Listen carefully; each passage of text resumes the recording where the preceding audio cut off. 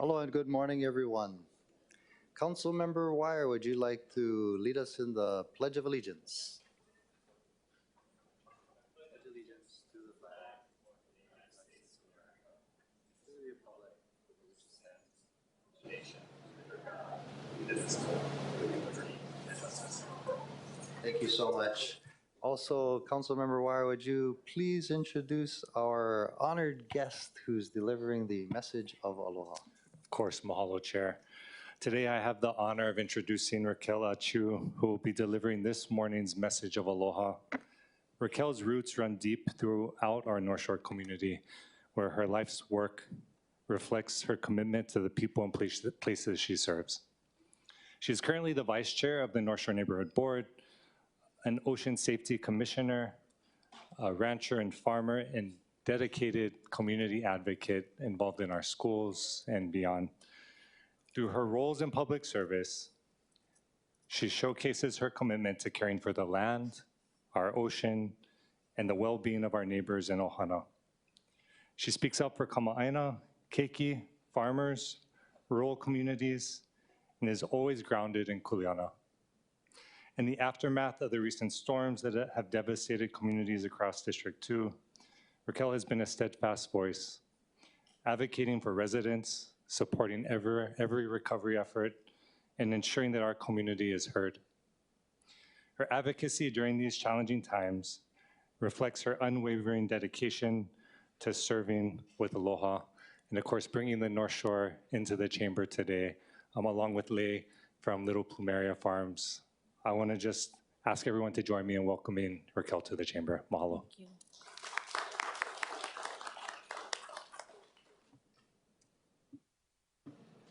Can you hear me? Thank you, Council Member. Good morning, everyone. Aloha and mahalo, Chair Waters, Vice Chair, and Council members. I never thought I'd ever be nervous, but after that, I just gotta think, did I die? Like, I don't know. But thank you for the kind words and the opportunity to be in front of everyone here today. When I was asked to provide this message this morning, it was a great honor. And it was prior to our Kona storms. And now we're post Kona storm, so I had all kinds of ideas.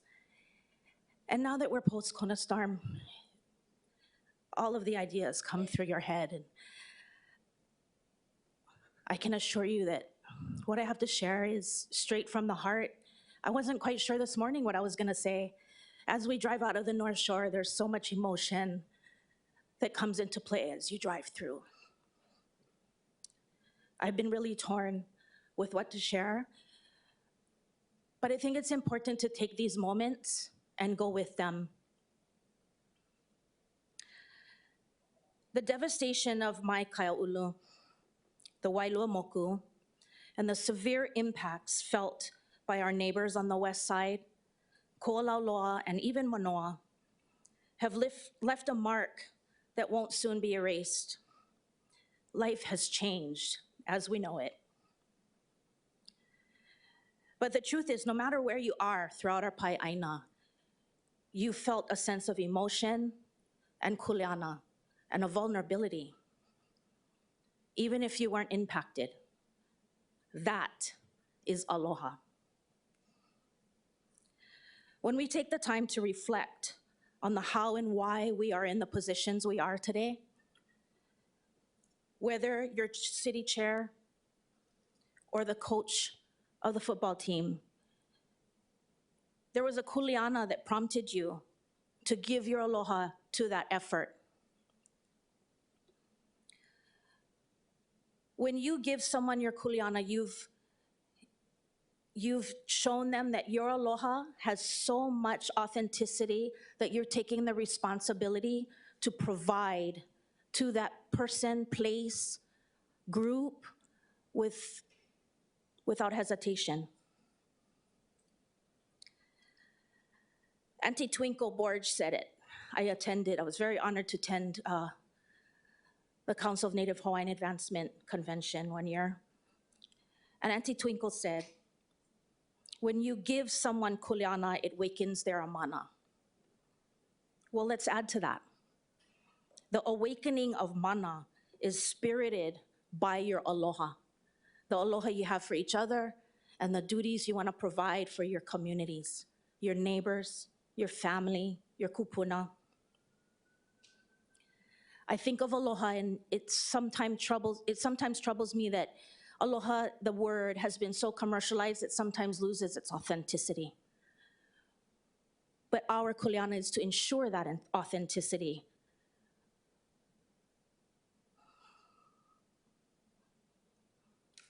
Sorry.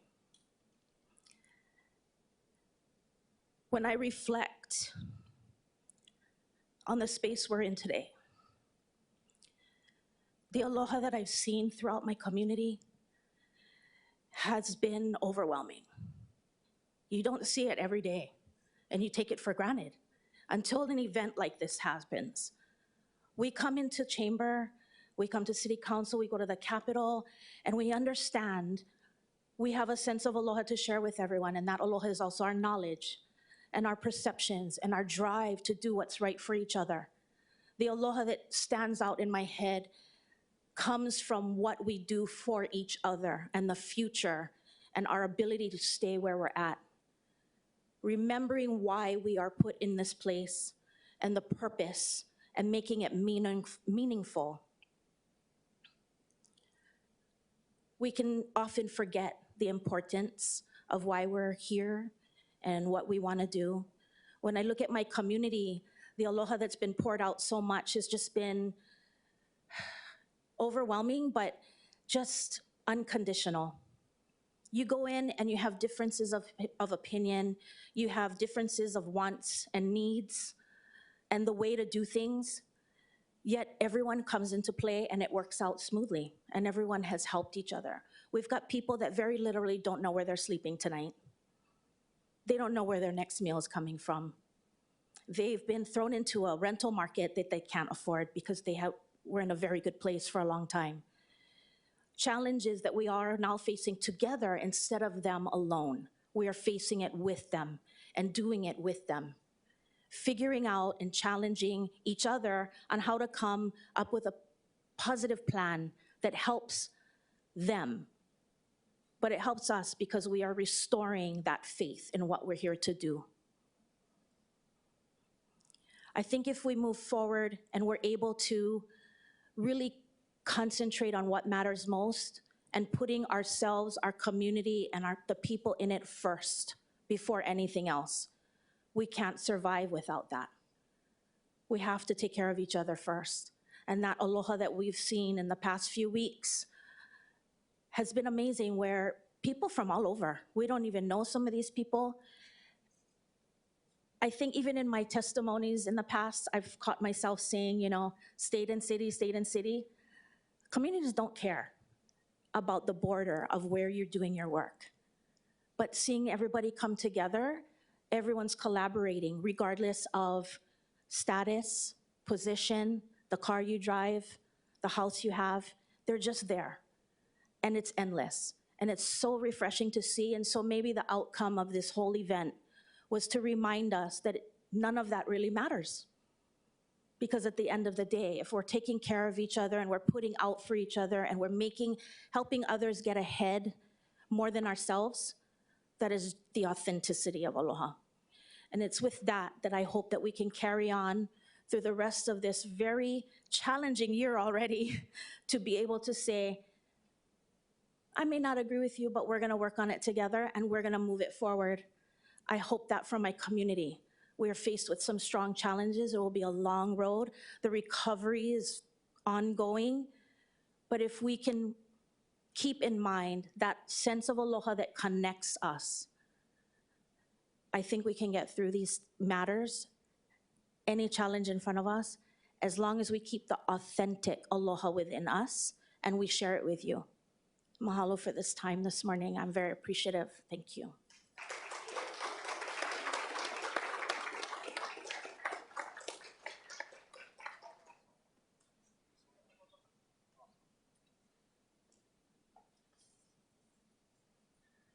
That was fantastic. Thank you so much.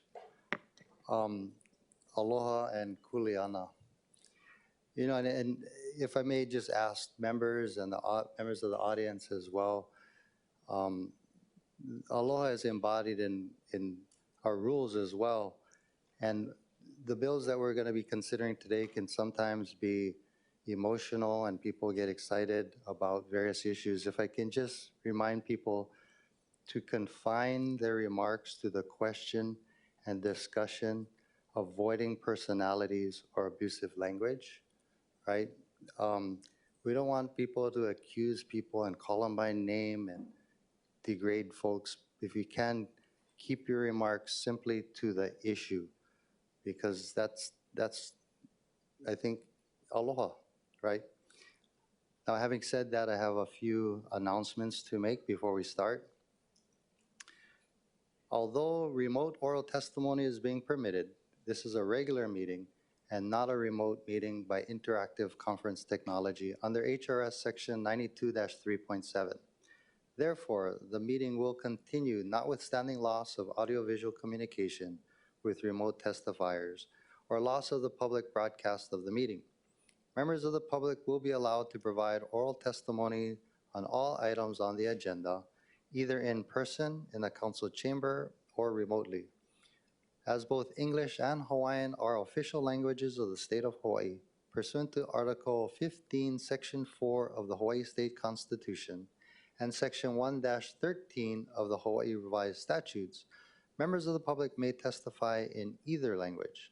For oral testimonies offered in Olelo, Hawaii, additional time as may be necessary will be allowed for the testifier to provide an English translation of their testimony. Before testifying, each person shall state their full name and the agenda item they are testifying on. Each speaker may not have anyone else read their statement and is limited to a 3-minute presentation on public hearing and new business items, and a 1-minute presentation on all other items. Registered in-person testifiers will be called first. When your name is called, please proceed to the podium and begin by stating your name and the items you'll be speaking on. When I call for anyone who has not registered to speak in person, please line up to the right of the podium, and when it is your turn, proceed to the podium, begin by stating your name, and then the item you'll be speaking on. All persons who have registered to testify remotely by video conference or phone will then be called. When your name is called, please monitor your screen and activate your audio feed when prompted. When I call for anyone else standing by remotely, please utilize the Zoom raise hand button to indicate your desire to speak. For those joining us by telephone only, please press *9 to indicate your desire to speak. The following are some friendly reminders and tips. Video conference from a quiet location if possible. If you're also watching the proceeding on Olelo, please mute your television when called to testify. When the timer on your screen reaches 0, please conclude your remarks promptly. For those who are joining us by telephone only, I will identify you by the last 3 digits of your phone number. When your number is called, press *6 to unmute yourself when prompted. Written testimonies, including the testifier's address, email address, and phone number, will be available to the public as described on the posted agenda. As a courtesy, please turn off all cell phones for the duration of the meeting.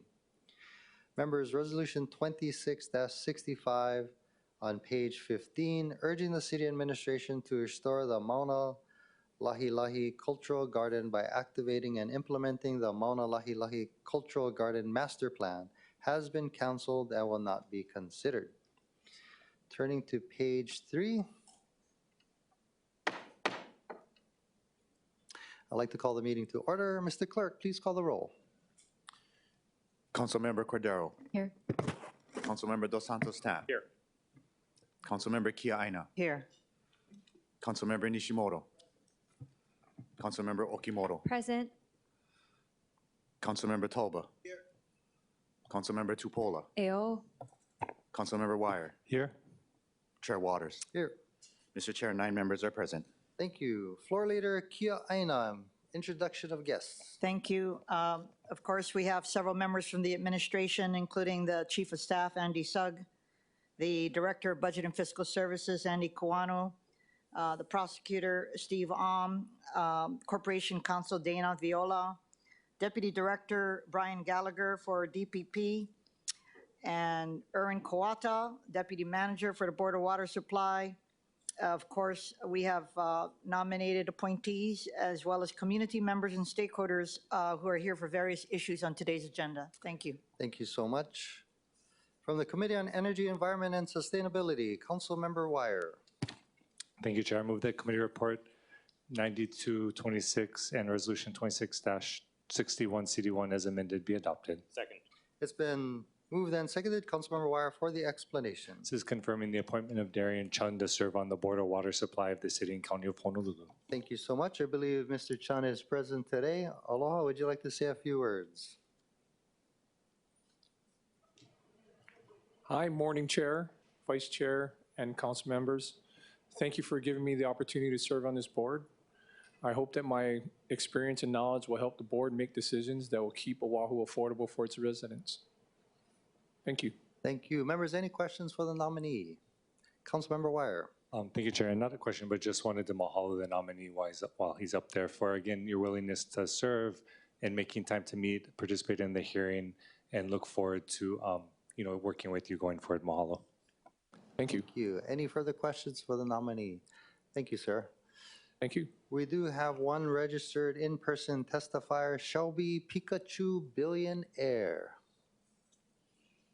Aloha mai kako. This is Master Shelby Pikachu Billionaire. I come from the Jedi Force because from this morning, I already put my testimony in for support for this brother from another mother because Waianae McDonald's water is broken. You know who filmed it live coming today? Miss Shayna De La Cruz, CEO of Build Team 50 right behind me. We got it on Instagram. She can get out. She picked me up because I catch the bus here. Cost me $3. Gas is expensive. So we're going to need your help to help Ernie Lau. So I do support the confirmation, but we're going to need your help to fix real stuff that breaks and in real time. Thank you very much. Mahalo nui loa. Thank you, Chair. Thank you. I also have 3 registered testifiers who registered remotely, starting with Tracy Tonaki. Mr. Clerk, is Ms. Tonaki available? Mr. Chair, the testifier is not logged on. Okay, I do note Erwin Kawata was registered remotely, but he's here in person. Please proceed, Mr. Kawata. Thank you. Good morning, Council Chair, Vice Chair, and Council members. Erwin Kawata with Board of Water Supply. We stand on our testimony in support of City Council Resolution number 26-61, Committee Draft 1, relating to the appointment of Mr. Darian Chun to serve as a member of the Board of Water Supply, City and County of Honolulu. Thank you. Thank you so much. Is there anybody else who'd like to testify? Seeing none, thank you. Members, we're in discussion. Councilmember Kia Aina. Thank you, Chair. Strongly support Mr. Chun. He's highly qualified, and I think he'd be a great addition to the Board of Water Supply. For the administration, I just would like to say that for any future vacancies, I'd like to see a little gender equity on this board. I think right now the majority are Kane, and I think that the administration has done a good job over the time that we've been here. We have a lot of wahine on the Planning Commission as well as the Police Commission, but I would just like to see that in all of the boards with just a little consideration for gender equity. But Mr. Chun, again, is going to be a great addition to the board. Thank you. Any further discussion, members? Seeing none, any objections or reservations? Noting no objections or reservations, CR 92-2026 and Resolution 26-61 CD1 has been adopted. Congratulations and thank you, Mr. Chun, for your service. Moving to the bottom of page 4 from the Committee on Zoning and Planning, Councilmember Kia Aina. I move that Committee Report 95-2026 and Resolution 26-56 CD1 as amended be adopted. Second. It's been moved and seconded. Councilmember Kia Aina for the explanation. This resolution confirms the appointment of David Brittin to serve on the Zoning Board of Appeals of the City and County of Honolulu. Thank you. I believe we have one registered testifier, Shelby Billionaire. Thank you, Chair Waters. This is Pikachu Shelby Billionaire back. So I want to support this, make it sweet and simple, but because I'm confused with the next resolution I'm opposing with zoning and appeals, How come vacant agricultural land is $850 and residential is $350? I'm not sure if you can do something with the zoning board of appeals, but I do support his nomination. Thank you very much. Thank you. I believe Brian Gallagher is here to testify on behalf of the nominee. Unfortunately, the nominee could not be here today. No, nothing to say? Okay. Members, any discussion? Seeing none, any objections or reservations? Noting no objections or reservations, CR 95, 2026, and Resolution 26-56 CD1 has been adopted. Congratulations to the nominee. Turning to page 5 from the Committee on Zoning and Planning, Councilmember Kia I Aina. move that Committee Report 76, 2026 be adopted. Second. It's been moved and seconded. Councilmember Kia Aina for the explanation. This recommends the review and evaluation of the Planning Commission.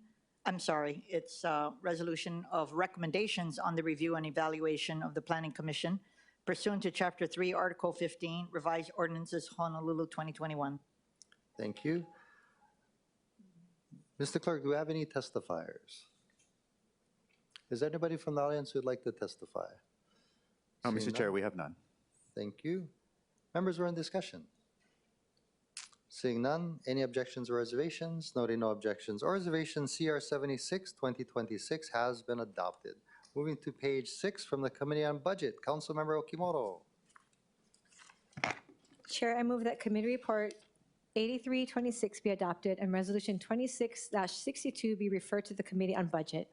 Second. It's been moved and seconded. Councilmember Okimoto for the explanation.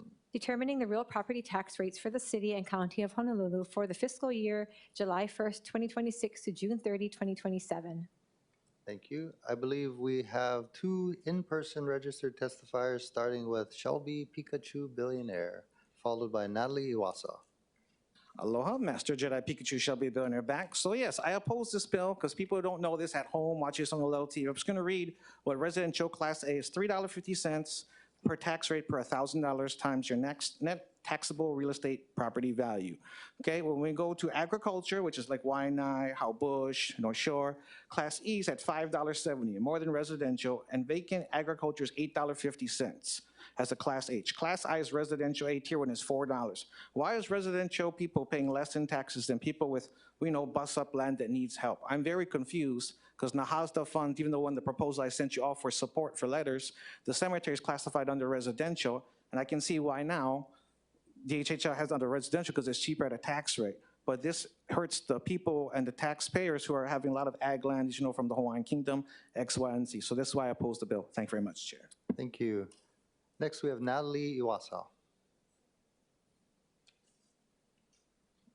Thank you. Good morning, Chair, Council members. Natalie Wassa for the record. I oppose this. I did submit written testimony, but I'd like to highlight some comments. As you know, the landlords do not get the homeowner's exemption, and that costs them at least $500 a year more if they're in the residential property, meaning that they have less than $1 million assessed value. If they have residential A, then they pay at least $2,500 more for a $1.2 million home. I also wanted to ask the council to look very closely at what the city is doing with respect to the homeowners audits, homeowner exemption audits. Now, I totally support the idea of doing the audits. I think that it's long overdue.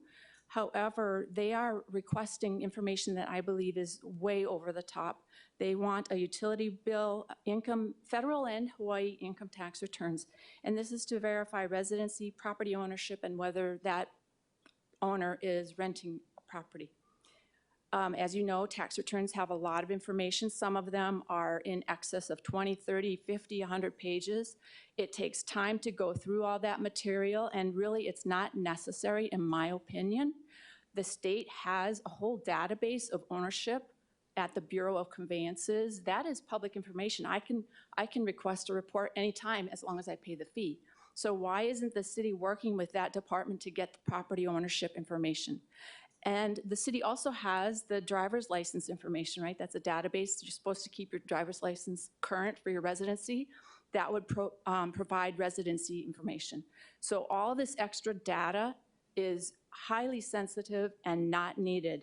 The other part that really bothers me about this is that they are requiring people to email or mail or come in person to deliver these documents. Email is not secure, and although they say redact the social security numbers, I know people don't pay attention. It's on almost every page of a return. So if they miss one, that information is going unsecured to the city. Birth dates might be in there, or bank information is often in there. There's a lot of sensitive data that is going through the email system. So I request that the city council review that process and take a look not only at the homeowners exemption audits, but all of the audits and exemption document requirements, because they also go overboard in other areas. So those are my comments for the real property taxes. Thank you. Thank you so much. Is there anybody else who'd like to testify on the property tax rates this year? Aloha. Mr. Huli'e, please proceed. Aloha, my name is Kelvin Huli'e, Makonahiki, and yeah, aloha, be kuleana, calling all our kapunas to let their voices be heard. And the tax, illegal taxes, we shouldn't be paying tax. We should just give what needed. Volunteers, whatever, you just do them when you gotta do them. All this kind of what you guys doing is, ita aloha, kuleana.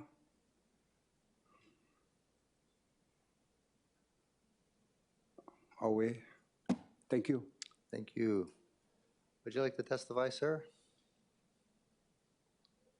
Konahiki, number 2. Aloha. Aloha. This city council, like the way I mentioned last time, they got to waiver every property taxes for the Waialua victim, Haleiwa victim, Manoa victim, Waimanalo victim, and Waianae. You folks went past the bill from the rail to go from Ala Moana to UH. How come you folks don't pass a bill for these victims? They lost everything. The property damage, what you folks can do is build a rock wall from both sides of the stream, how far the erosion was. And those people got to pay that property taxes for the boundary. Now, all the debris at Patsy Ming's Park can go right back in there to landfill area after the rock wall is built. Those people, the more they rebuild there, the more heavy rain, the houses are going to be gone anyway. And that place is going to be created another Lake Wilson. So you folks better think very, very closely on this.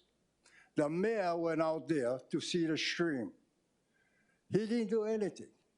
You folks, whoever the council person out there, he better act or she better act very, very quickly for those victims. Aloha, mahalo for your time. Thank you. Is there anybody else who'd like to testify on Resolution 26-62? Seeing none, members, we are in discussion. Councilmember Tupolo. Thank you so much. I want to thank Ms. Iwasa for her thoughts. I do think that in the budget discussions, we had suggested an amendment to have an extra staff person actually go over with residents some of these resident A or residential A, tier 1, tier 2, because we still feel like there's a lot of people that don't know what property tax class they're in, or maybe when they need to change it, or maybe when they've entered a new tax bracket and they're not aware of it. So perhaps her testimony can be given again when we have our committee hearings, because those are valid points that could be done if we had a staff member doing that as far as the specificity of the audit and the things needed to inform residents. Secondly, it's something that I've shared with my community, but we should say it out loud, is that the Real Property Tax Division in the City and County of Honolulu does have remission of property taxes for everybody who has had damaged property. This means that if you document the damage, you submit your claim, that you can defer your property taxes because you're not currently living in your home, or there's repairs that are going on that prevent you from living in there. So I just wanted to share that because it's important for our communities to know that aside from this bill, that Real Property Tax Division has something that's helping residents. And there will be more fairs, community resource hubs coming up to help residents apply for that. And they'll be helping people one-on-one. Thank you, Chair. Thank you. Any further discussion, members? One last comment building on that. My understanding is that the homeowner's exemption audit, it's a random audit done to make sure that if you're claiming a homeowner's exemption, you actually live here on the island and you're not living in a foreign country or in another state. That's the idea. But to that effect, perhaps we can ask BFS to look at, maybe not include social security numbers or other personal information, but to me, it's a good idea. Any further discussion, members? Seeing none, any objections or reservations? Noting no objections or reservations, CR 83-2026 has been adopted, and Resolution 26-62 has been referred back to the Committee on Budget. Moving to the top of page 7, Vice Chair Tupola. Chair, I move that Bill 34, 2026 pass first reading. Second? Second. Thank you. It's been moved and seconded. Councilmember Kia Aina for the explanation. Thank you, Chair. Bill 34, 2026, which was requested by the administration, updates ROH Chapter 21A, which governs flood hazard areas to conform with current National Flood Insurance Program regulations and incorporate requirements of the Community Rating System, which awards discounts on flood insurance premiums based on communities' efforts to mitigate flood damage. To continue program eligibility, participating communities are required to adopt and maintain adequate floodplain regulations consistent with minimum program standards. Late last year, the city was notified that the updated flood insurance rate maps will become effective on June 10th, 2026. To maintain program eligibility and avoid suspension from the program, the city must update ROH Chapter 21A before this June deadline. Suspension from the program may result in dire consequences, including non-renewal of existing flood insurance policies, loss of federal grants or loans for development and flood mitigation within flood hazard areas, loss of federal disaster assistance, and loss of federal mortgage insurance or loan guarantees in flood hazard areas. Therefore, I urge expeditious approval of this bill before the June 10th deadline. Mahalo. Thank you. I believe we have 2 registered testifiers, starting with Shelby Billionaire.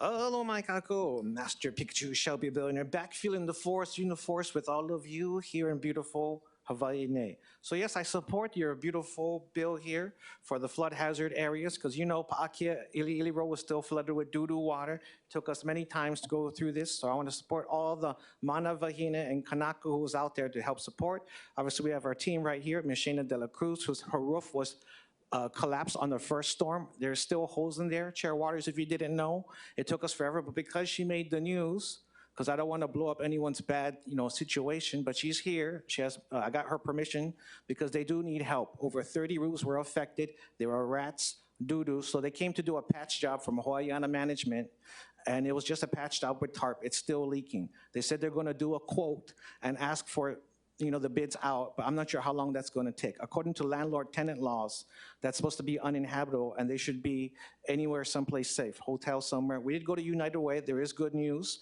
We did try to stop by and get support. Just give me 10 seconds, Chair. $250 from United Way was given away in Peace and Nanakuli, but Ms. De La Cruz and us people in line when we got there, if you saw the live stream yesterday, were not able to get it. So people did do it. It was a good job. There is a call for Airbnb for 10 days when you call 211, and you have to wait for a call back. But I'm not sure how that's going to affect all the other residents in Honolulu County, and that's my concern. Thank you very much. Thank you. Next, we have Dylan Armstrong. Aloha, Chair. Aloha, members of the council, members of the public. My name is Dylan P. Armstrong. I've been an emergency manager since 2019. Normally, for a bill under first reading, I would consider the testimony to be sort of prosaic and pro forma on my part, but I may not have the chance to testify orally in the future. I echo Councilmember Kia Aina's urgency on this bill for the reasons she elaborated.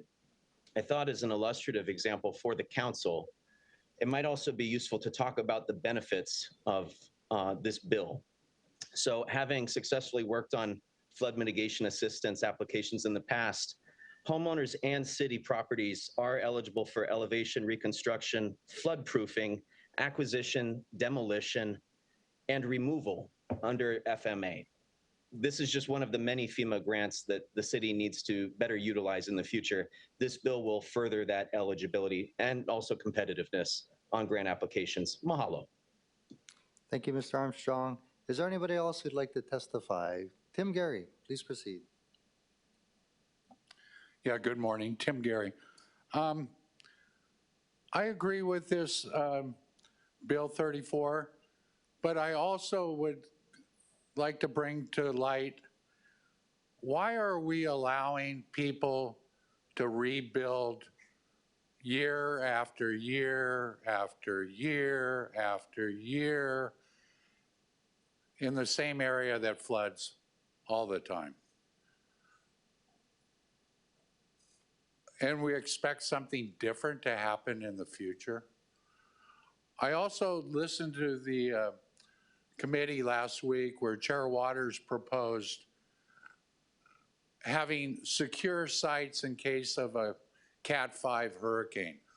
If all the damage from this rainstorm caused all this chaos and havoc, what the hell is going to happen when we get hit with a Cat 5?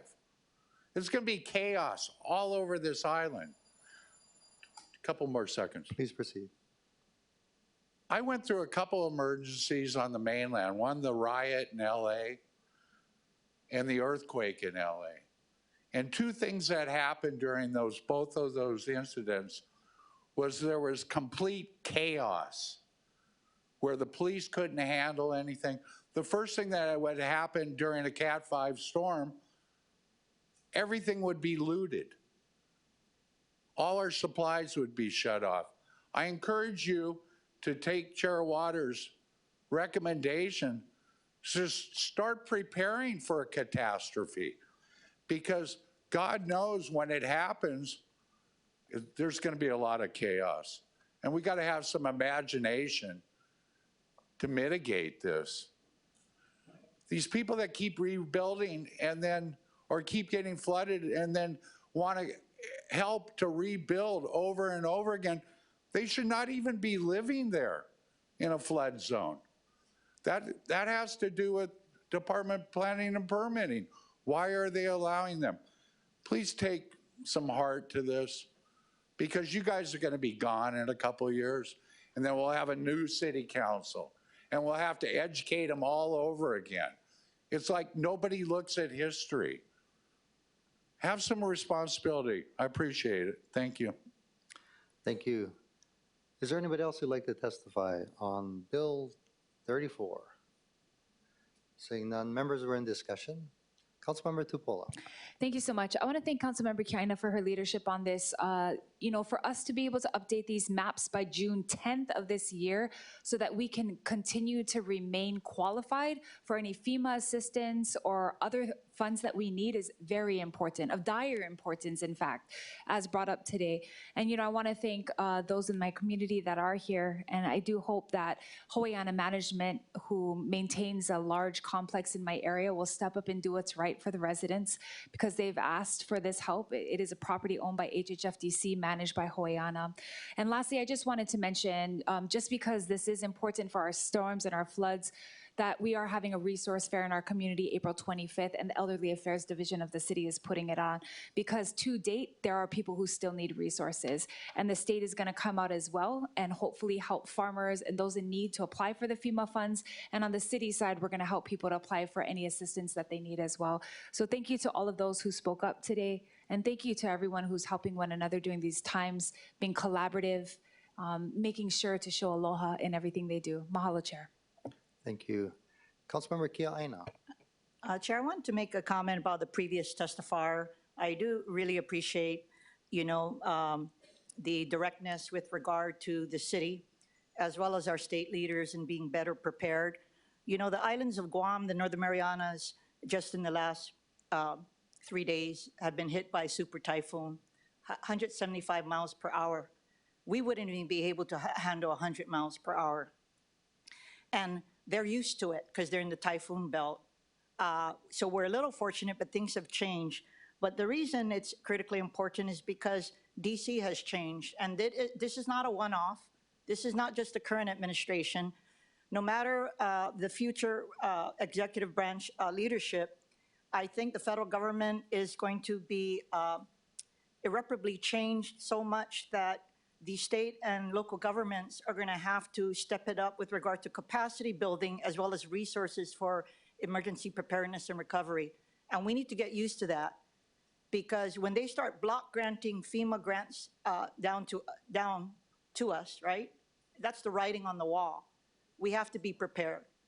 And so during this budgetary session, I think with regard to the Department of Emergency Management, this is the time for the administration to really think about what DMM can do in concert with the rest of the city agencies. Thank you. Thank you. Any further discussion? Councilmember Wire. Thank you, Chair. I was just going to ask if Deputy Director would be able to review the testimony. One of them is a comment, and maybe just provide direct feedback or any response to the concerns that were raised.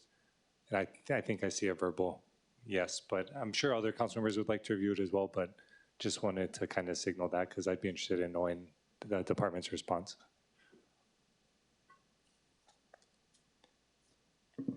Good morning, Council. Brian Gallagher, Deputy Director, DPP. Yes, we'll review and we'll get you a response. Okay, thank you. Mahalo, Chair. Thank you. Any other questions for DPP? Seeing none, thank you for being here. Okay, any further discussion, members? Seeing none, any objections or reservations? Noting no objections or reservations, Bill 34, 2026 has passed first reading. Moving to page 8 from the Committee on Budget, Councilmember Okimoto. Chair, I move that Committee Report 8426 be adopted and Bill 8, 2026 pass second reading. Second. It's been moved and seconded. Councilmember Okimoto for the explanation. Relating to funds. Okay. Mr. Clerk, do we have any testifiers? Shelby Pikachu, millionaire, I believe. Aloha, Master Jedi Pikachu Shelby Billionaire back. I knew I'd be the only one in the force to testify because I read the bill. And it says we want to support the fire prevention plans, put a budget together. Well, normally I would say no to putting money in a budget for plans for fire and you just do it yourselves. But if you're going to spend money for these plans, I want to support the firefighters. And can you please get them A5 Wagyu and some sushi, some bluefin toro, because they're risking their lives to save people out there. If you're going to give them money for plans, they're not going to be hangry if they argue. You always should have stuff shoved down their throats without food. So I want to support the barbecue and the people really fighting the fires. Thank you very much. Aloha. Okay. Is there anybody else who'd like to testify on Bill 84? Excuse me. Bill 8. Seeing none, members, we're in discussion. Seeing none, any objections or reservations? Noting no objections or reservations, CR 84, 2026 has been adopted and Bill 8, 2026 has passed second reading. Moving to the bottom of page 8, Councilmember Okimoto. I move that Committee Report 7726 be adopted and Bill 22, 2026 CD1 as amended pass second reading. Second. It's been moved and seconded. Councilmember Okimoto for the explanation. Relating to the executive operating budget and program for the fiscal year July 1st, 2026 to June 30, 2027. Thank you. We have a number of registered testifiers, starting with Jonathan Fry from Shopo. Aloha, welcome. Good to see you. Chair, council members, good morning, and thank you for the opportunity to testify on Bill 22, 2026 CD1. My name is Jonathan Fry. I'm the Vice President of the State of Hawaii Organization of Police Officers, representing the men and women of the Honolulu Police Department. I've also submitted written testimony, and my comments here I hope will provide further insight on the potential impacts. I'm here today not to argue over dollars, but to recognize and thank this council for taking a clear and intentional stand on police retention. The amendments incorporated into this draft send a strong message to our officers and civilian staff that their experience and commitment matter. The 5-year retention incentive for employees with 25 years of service is about more than a one-time payment. It acknowledges the value of institutional knowledge and encourages seasoned officers to stay on the job, mentor young officers, and to stabilize a department that has been challenged by vacancies and turnover. The recruitment referral bonus program shows that you understand retention and recruitment are two sides of the same coin. When you reward current employees for helping bring in qualified candidates who stay and succeed, you're investing in a culture where people want to work and stay. And for our civilian employees, the parking stipend recognizes that their support is essential to keeping officers on the street and the department functioning smoothly. Small quality life changes like that can be the difference between someone staying with HPD or looking elsewhere. These provisions don't just support individual employees, they support safer patrol beats, faster investigations, better response times, and stronger community relationships. When experienced officers remain in their communities, they carry with them years of trust, local knowledge, and problem solving that you simply can't replace overnight. On behalf of our membership, I want to sincerely thank the entire council for centering police retention in this budget conversation and for working collaboratively with labor to address HPD vacancies in a constructive way. We respectfully ask that you keep these retention and recruitment provisions in Bill 22 as it moves forward, and we look forward to continuing this partnership to ensure Honolulu has the staffing it needs to keep our communities safe. Mahalo for your time and your commitment to the officers and civilians who serve the city every day. Thank you, Mr. Fry. Appreciate you being here as well. Next, we have Natalie Iwasa.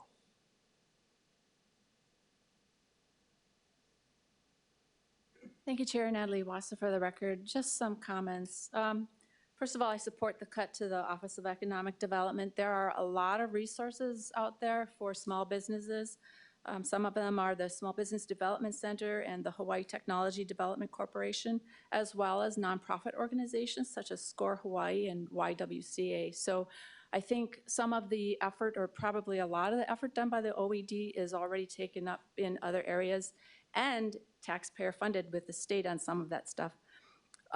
The other part I wanted to comment on is the proposed salary increases for the mayor, the directors and deputy directors and certain other administrative staff. It's proposed to be 4.71%, which is higher than the inflation rate, which they reported as 2.6%. It's higher than a number of the union agreements, which cap out at about 4%. Some of them are 3.8%. And this comes on a 4% raise last year. And if I remember correctly, don't quote me on this, but I recall that the administration also got about a 20-some% increase back in 2023. So, you know, 4.7% is not reasonable. When you look at what's happening here with the city budget, what other people are making in other areas in the private sector, the people we have living out on the streets, it's not reasonable. And I submitted testimony to the Salary Commission. It wasn't given to the commission. You know, so I get that. I hope the mayor speaks up, because it was reported that he might submit testimony. They have one more hearing to go, and then that's going to come down to you folks to put into the budget. So I just wanted to really express my concerns about that. A lot of people are upset, if I can base my comment on what I see in the, the media and the comments in social media. So you guys have to really take a hard look at this, and hopefully they will reduce that 4.7%. I'll have more to say on the Salary Commission at your legislative budget bill. Thank you very much. Thank you. Next, we have Shelby Pikachu, billionaire. Aloha mai kako, Master Jedi Pikachu Shelby Billionaire back. Now, I came all this way today to oppose this bill, because what it doesn't say on the agenda when you come here, because I read it and I always do my testimonies on Sunday, that's why I'm still the #1 testify in the universe for you guys here. Now, what I found out is this budget, plus the next one we're going to testify on, totals about $5.9 billion. This budget asking for is $4.85 billion. My name's Shelby, billionaire, not millionaire. That's ekahi, elua, ekolo, eha, elima, eono. You're asking for $6 billion. I testified last month on Zoom in Sabrina Grace's property with Ms. De La Cruz saying no. Why? Because you did not amend the bill like I asked you to last month, because your emergency disaster relief only says $32.5 million. That is a joke. Josh Green, governor, just said we're $1.3 billion deficit. We need more support. So I would like you guys to go back, rewrite this, because I know how it works. It has to be in black and white, otherwise it doesn't get changed. So please increase the emergency release disaster funds, because this budget is for next year. And we always have people right here in the audience who need your support. Thank you very much, and that's why I opposed the bill the way it's written now. Thank you very much. Thank you.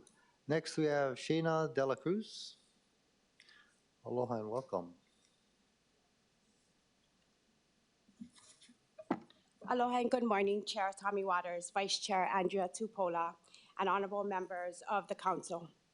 My name is Shayna Dela Cruz. I come before you today as a proud resident of the Nanakuli Homestead, a mother, a grandmother, and a servant to my community. I stand here not just on my own behalf, but for the voices in our community who often go unheard, our kupuna, our keiki, and our families who are striving every day to live with dignity and stability here on Oahu. I am committed to building stronger communities through faith, unity, and action.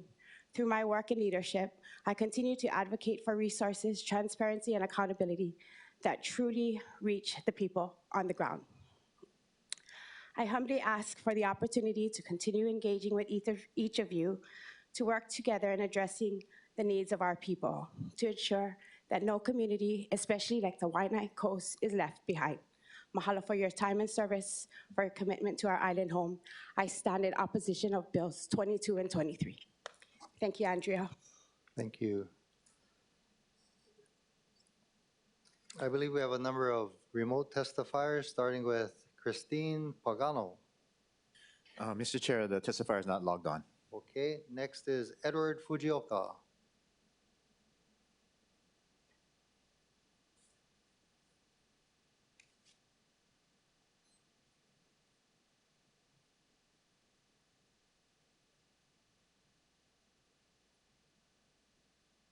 Not responding.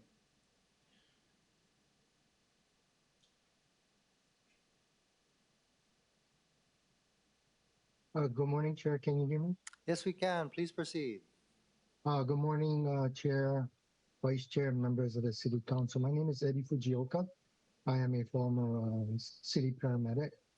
I'm not opposed per se to the budget for emergency management, but what I'd like to comment is during my research, I looked at rating the EOCs across the nation.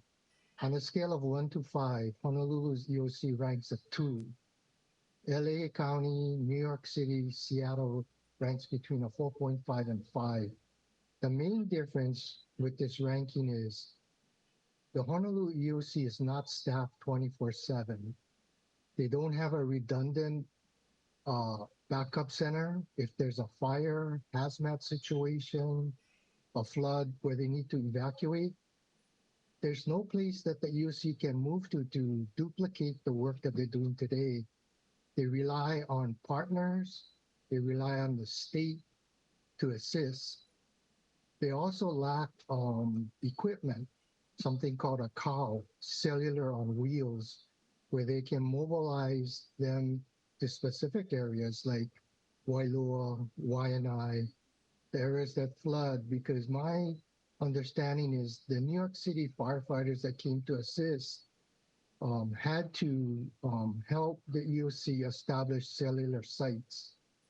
I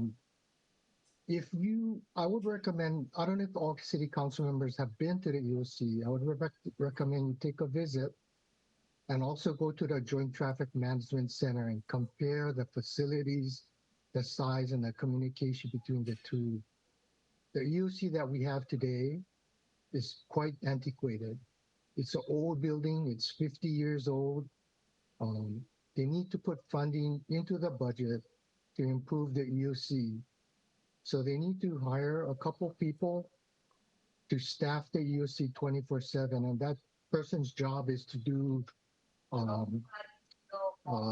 live analysis of what's going on the ground. Yeah. They also generate reports and recommendations to the director on whether or not the EOC should be activated. Thank you, Chair. I also submitted written testimony and I stand by that testimony. Thank you, Mr. Fujioka. Next, we have Kieran Polk. Mr. Chair, the testifier is not logged on. Okay, thank you. Is there anybody else who'd like to testify? Tim Gary. Yeah, good morning, Tim Gary. I'd just like to piggyback on what Natalie brought up. I'm on Social Security. I didn't get a 4.6% raise. I know that it kind of deflected all the responsibility to the salary commission, but do you guys actually read the room and accepting this after the previous raises? I mean, seriously, there's a lot of retirees and they see this and they kind of wonder what the heck's going on? Which brings me to, does government react to inflation or do they cause inflation? A lot of the things that you do actually causes inflation. And then once you cause the inflation, your reaction is to increase it. Do you understand what I'm saying? Maybe take a couple courses in economics. But based on the past of your salary increase, which I think you guys should get a living wage, but the deflection of, oh, the salary commission did it, I think as a body as a whole, you should reject this latest wage. You know, you're making a lot of money. I get by on $40,000 a year. $40,000. And for you guys to do, you know, to increase this, it comes back to reading the room. I don't think if you took a survey or a vote of the public, they would agree with it. Thanks for your time. Thank you. Is there anybody else who'd like to testify on the budget? Aloha, welcome. Aloha, Chair Waters and council members. I am Brian Mick. I'm here on behalf of the Disability and Communication Access Board and our acting executive director, Christine Pagano. We did submit testimony late yesterday in support of Bill 22. You probably did not have time to review it, so I will try and summarize it for you. We are specifically supporting CSD's budget request as several of the activities mentioned in their budget presentation would open up the possibility that they might restore prior policies and procedures relating to the issuance of disability parking permits. DCAB has MOAs with the 4 counties to issue temporary placards, first-time, long-time placards, and to replace any lost, stolen, or mutilated placards. In theory, someone who receives their certificate of disability form from their medical provider can go to the county that same day, or perhaps the next day, and be issued the placard at the counter. However, in November of 2023, CSD stopped allowing people to submit applications at their walk-in express windows and instead required people to make appointments via ALOHA queue. The waiting time yesterday morning when I looked, depending on the location, varied between 1 and 15 days. 15 days is an unreasonable time for someone with a significant mobility disability to have to wait to get their parking permit. CSD stated that they hope to fill 26 vacancies by the end of next fiscal year, and we hope if they are successful, this will allow them to once again process disability parking permit applications at their express windows. Secondly, sometime last year, CSD's call center stopped being willing to make appointments for people who cannot go online or who struggle to navigate ALOHA queue. Instead, they tell people that they need to go to a public computer at a library or go to a city location within ALOHA queue kiosk to make their appointment. Again, this is very difficult for people with mobility disabilities to do, especially since they don't yet have their parking permit and can't therefore use an accessible parking space at these locations. As a result, in the interim, DCAB staff has been making the appointments on behalf of callers, but this really is a service the city should be providing its residents. CSD stated in their budget presentation that they hope to bring their call center in-house and add several positions. We're hoping if they do this, that this will allow them to resume assisting people in making appointments over the phone. In summary, we know that approving their request does not mean they are going to change their policies, but we're pretty sure if you reduce their request, that will take that as an option off the table. So we urge you to pass Bill 22 with their requests intact, and we will continue to advocate to them that they revert to their prior policies. Thank you. Thank you. Any questions for the testifier? Seeing none, thank you. Raquel?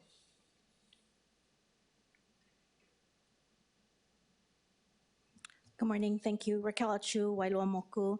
I just wanted to offer support for OER's budget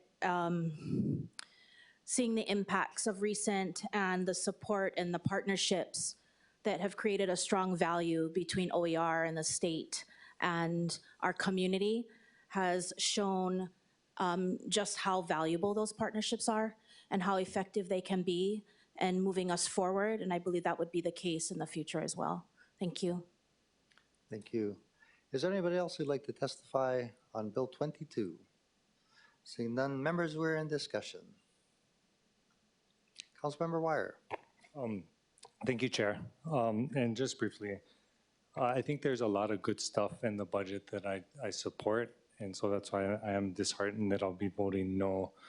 But the bulk of that is just seeing the 70% reduction in positions with the Office of Economic Revitalization. I think there's no doubt that the work has been uplifting for our community. You know, the business connectors and the incubators working to help folks scale up, or, you know, for example, the small business I talked to down at the hub at the waterfront, Kakako, just talking about that role of taking their product from concept to the market, you know, to sitting in Hau'ula Civic Center with Kupuna from Kuku Elderly, walking them through the digital mapping or the internet access mapping and identifying how they can get access to internet services, to you know, the work on the ground right now in the community. Every day I'm texting with community members and connecting them to folks either at OER or other stakeholders to respond to the needs of vulnerable communities and to our ranchers and farmers and beyond. And so I think well beyond disaster response, right? You know, the bulk of why I spent 2 weeks without leaving the district was just the concern of folks falling through the gaps. And I think that's a concern in reality, even aside from the storm. Folks have been falling through the gaps well before, and I think they're gonna continue to as we work to improve process. But I do know that seeing community step up in small businesses and broader business community and our faith community and our nonprofits and our civic clubs and our community associations and our coaches and sports teams and schools and neighborhood boards, government is not the solution to everything. But what we are and can be is a partner for when the community and nonprofits and small businesses tap out, right? They reach their limits, and there are certain things that we can do to help them overcome those barriers. I think in disaster response, right, as they gear up to deploy both the small business grant program and work on the language access program, and are working, hopefully with the support of the administration, to access funds for the farmer program. I think it goes into our housing needs and our feeding our people and ensuring that they're safe, both in terms of disaster response going forward and just everyday life. And so really that's what it's about for me. Like, you know, the partnership with the state and the feds and the community means that the work that OER is doing is real, like real people, real businesses. You can go to these events and talk to them. You know, and many of them have submitted testimony, some on the capital budget, I think through the filing process, but in terms of the impact that the city does and the work that we do, when we're confronting economic challenges and scarcity, I think it's more important for government to be ready to step up and to support and to be ready to uplift our community. And so that's why I'll be voting the way I am, but I'm hopeful that we can adjust the budget going forward. Thank you, Chair. Thank you. Any further discussion? Councilmember Dos Santos Tan? Thank you, Chair. I share many of the same concerns about the Office of Economic Revitalization's budget as my colleague from the North Shore. I wanted to add two other plugs. You know, I'm not on the Budget Committee, so this is my opportunity to express them, but I see folks from the Prosecuting Attorney's Office here. With respect to crime and safety and other issues, I do think that we can go further in supporting that department to make sure that they have adequate staffing to provide for the throughput of trying these cases, making sure that criminals have their day in court in a timely way, and we can also make sure we're prosecuting them in a timely way. The other final addition that I'll add, and I've been an advocate for transparency and accountability, and that also means some of these housekeeping changes. We are leaving money on the table because we are not able to lease out city spaces in a timely way. We've done some of the back of the napkin math. This is hundreds of thousands of dollars every year just in Chinatown alone, just in a handful of the buildings that the city owns. We're leaving money on the table. This is money that we could be using for a variety of things. And Bill 10 has not yet been referred. This would give us hundreds of thousands of dollars a year if we're able to lease out these spaces in a timely way. And everybody talks about a tight budget year, and yet we're not willing to do things that would provide the city with revenue without raising taxes on the public. I do think this is an important thing that we need to do and move forward on. So thank you. Thank you. Any further discussion? Councilmember Cordero. Thank you, Chair. I do have a question for Director Kawano from Budget and Fiscal Services as it relates to some of the discussion that we had about the budget. Director Kawano, I know that in relation to the city budget, there was a mention a week or two ago to look to adding recovery efforts funding into the operating budget. And I was wondering if there's a clear amount and timeline of how much and when you would be looking to place that in, just so that we know. And I do have a follow-up to that question as well. Okay, Chair Waters, Andy Kawano, Director of Budget and Fiscal Services, honorable council members. We've learned a lot during the last 2 weeks since the Committee on Budget meeting. One thing that has happened recently is that the President has declared the emergency but what has happened is we've also found out that the breadth of what the U.S. government will cover through FEMA will be much more narrow in scope. They're going to focus providing public assistance in categories A and B. We just found that out today. So category A is debris removal, and category B is for the emergency response type expenses in general. We are going to provide in the near future what we believe we need for FY26. Has nothing to do with the budget for 27. For 26, because the governor has declared provided emergency proclamation, we'll be able to extract funds from the fiscal stability funds as needed, and then report to council on what the funds are used for per ordinance. So we're going to do that. For next year, for FY27, the plan is to continue to work with FEMA on the larger, longer-term projects that we have to figure out exactly how much we are going to receive in public assistance, if anything. And then as we finalize the estimates of what we're going to need, address the fact as to how much we're going to need from fiscal stability at that time. Our understanding is that the governor will continue to extend his emergency proc. And right now, our understanding is that it's indefinite. It's gonna continue on as we recover because it takes a long time. So for FY26, coming back to where we are now, what we've been doing is expanding savings we have in our budget for 26 to especially pay for expenses that fall under the normal function of our first responders, for instance. And then our Department of Emergency Management has a provisional for disaster response. It was set at $7.5 million, and where we have expenses that our Director of Emergency Management and Managing Director signed off on, we'll be able to use that fund to cover expenses related to storm recovery. So we're gonna use what we have, exhaust our resources in FY26, figure out what we need, and then if we have to, as a last resort, extract funding from the Fiscal Stability Fund.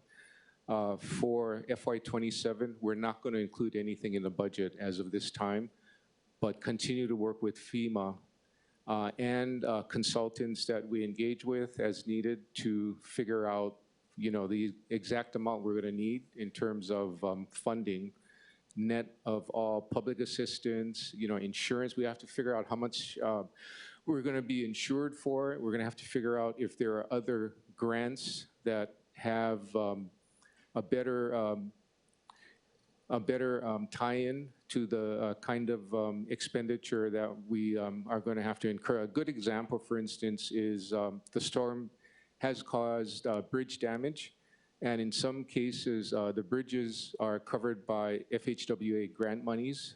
To the extent that we can use monies from FHWA, we're going to do that first, and then figure out, what we're going to get covered through public assistance through the FEMA program.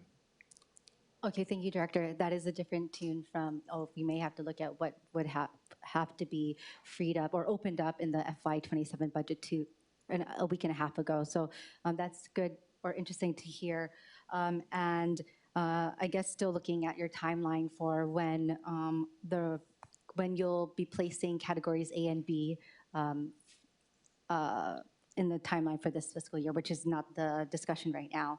But also, you mentioned that within each city budget, each operating budget, there's a provision for Department of Emergency Management and those first responder response. Is that what you said? 7.5 million? No, you have it kind of like mixed up. Oh, okay, go ahead. So Please each clarify. department has a functional role. To the extent that they have the capacity to fund recovery costs incurred due to the storms, and there are three, right? Kona 1, Kona 2, and the April storm. They're going to fund what they can.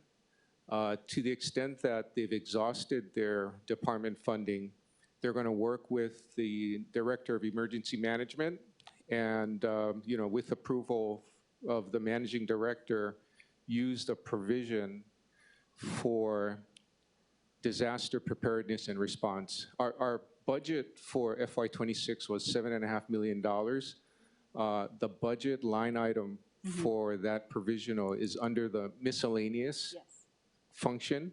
So it's not in each department, it's by itself. And the administration of the fund is through DEM. So we're going to exhaust that. And then once all of that is exhausted, we will have a number that we can share with council at that time as to what we believe we may need from the Fiscal Stability Fund. Okay, thank you very much for that clarification. Thank you, Chair. Thank you. Just follow-up questions, very good questions. You said a couple of really important things. That the 2027 budget, which is Bill 22, you're not going to suggest to the Budget Committee amendments to account for future disaster preparedness and mitigation? To be a little more specific, we're not going to propose budget requests that would tap or use funding from the Fiscal Stability Fund because we don't have enough information yet. We've determined over the last 2 weeks that it's too early on at this point in time. Okay. The second point you made was that you will be tapping the Fiscal Stability Fund this year. And can you tell us? As a last resort, if we have to for FY26, we will come up with an amount that's needed. Okay. We want to exhaust all of our department savings first and exhaust the provision for disaster preparedness and response. Okay. How much money is currently in the provision for disaster preparedness and response? $7.5 million for FY26. 7.5. And then you said there's another account called the miscellaneous account that's under DEM. How much money is in that account? provisional, yeah, no, the provisional for disaster preparedness Yeah. is under the miscellaneous section of the budget. I see, Yeah. I see. I'm sorry, the budget bill, to be more precise. Okay, okay, so we're talking about the same fund, 7.5 million. I guess the concern is that a few days ago, the managing director talked about $50 to $100 million in damage to city properties and paying overtime, quite frankly, for all the crews that have been out there cleaning the streams and the police officers who've been working overtime. How are we going to pay for that? With regard to overtime, you know, we have savings that we can exhaust first. We're continuing to incur overtime because we have crews still doing cleanup in Wailua. We found out this morning that it's continuing. So we're going to have to track that overtime. Savings are going to have to be exhausted. If we do our jobs right, you know, in terms of salary dollars for the departments that are heavily involved in terms of their function in the cleanup, we shouldn't have any salary savings. We should exhaust all of it. So there shouldn't be, you know, any lapsing of funds come June 30. And then we tapped the provisional, as I mentioned earlier, the $7.5 million. At the time that provisional is fully tapped through emergency management, we'll come up with an amount that we'll be able to share with council at that time. Okay, and put another way, the money that is typically lapsed will be used to do disaster mitigation. It'll be on a, yes, correct, Council Chair. It'll be managed on a department by department basis, especially those that have functional roles that coincide with cleanup recovery. Okay, that makes sense. Right, as you know, members, we lapse about $410 million a year in unrestricted money. So I'm imagining that's the money that you'll be tapping to take care of the. We're gonna do our best to expend as much as we can. Okay, thank you so much. Before we tap the fiscal stability fund. Perfect, thank you. Members, any follow-up questions? Councilmember Okimoto. Thank you, Chair. Good morning, Director. This is just tagging on. I know that you said that you don't have the date and the numbers. I'm trying to get a clearer idea of when we will have these numbers. And outside of the $7.5 million, I'm guessing you have some kind of ballpark number of what we're looking at. We have the very, very rough preliminary numbers that Managing Director provided a few weeks ago. Those numbers haven't changed very much. The same as, okay. We have, you know, those numbers reside in the disaster analysis maintained by emergency management. Some of those numbers are rough, very rough preliminary estimates based on projects of similar type, but they haven't done, you know, the more scientific type analysis. They haven't met with contractors to get estimates to really tighten things up. Where we have building structures that were damaged, we have insurance recovery. FEMA won't provide public assistance on what should be covered by our insurance, so we're gonna have to figure out what's gonna be insured.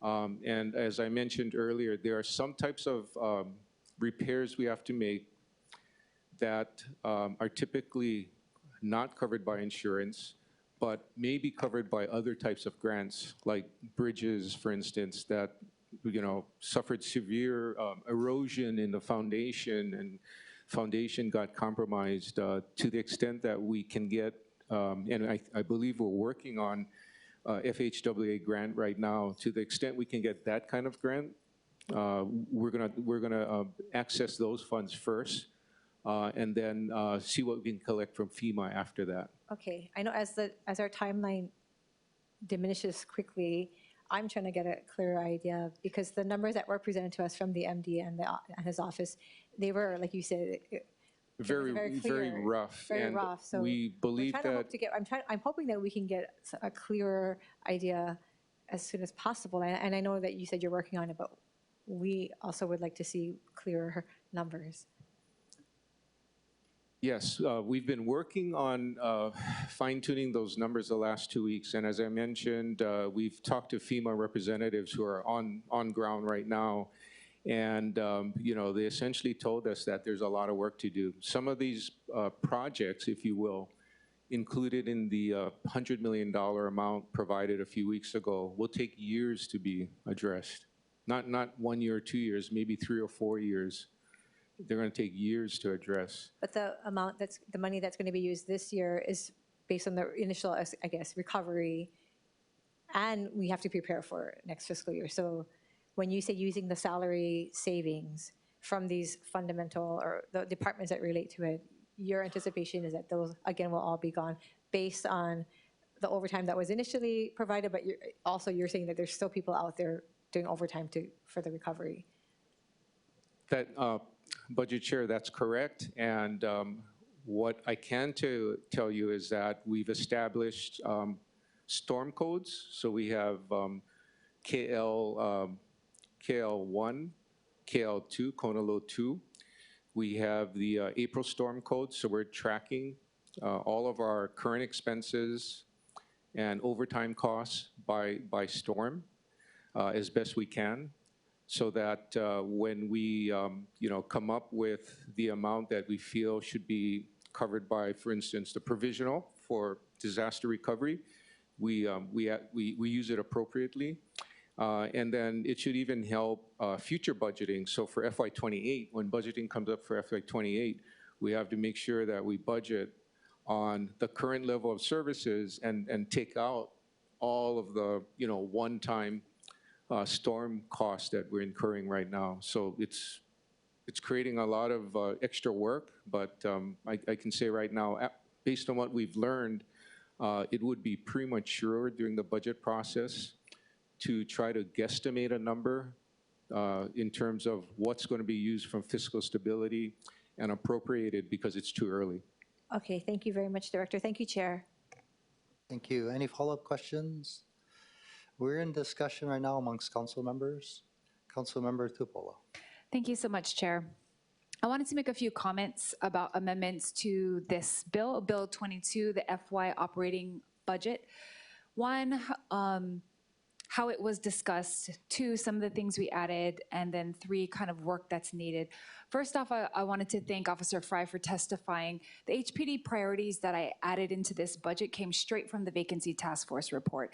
This is a task force that HPD participated in, SHOPO, as well as HGEA. There was members of the Mayor's administration and as well DHR. So we thought very carefully and methodically about what was going to be needed, because the phrase that was said today is true, which is there is no recruitment without retention.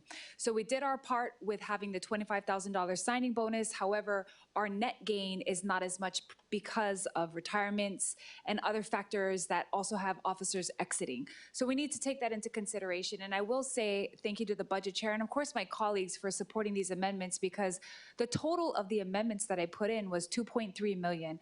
Let's remember that in FY24, HPD lapsed $50.5 million. And in FY25, the lapse was, I believe, around $20.2 million. We don't know what the lapse will be, but I do believe that the ask is reasonable. It's not a lot. I was disappointed to hear that they opposed it, and I know that all the agencies opposed all of the things we said, but at the end of the day, it's a small ask that I think will yield a great return. So thank you for those who supported that. Secondly, I wanted to make comments about OER. We had a lengthy conversation. For those who aren't aware, there is a suggestion to cut positions in OER.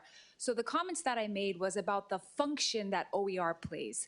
So I did send a letter to Managing Director, but I'll say some snippets of the letter to maybe make it clear.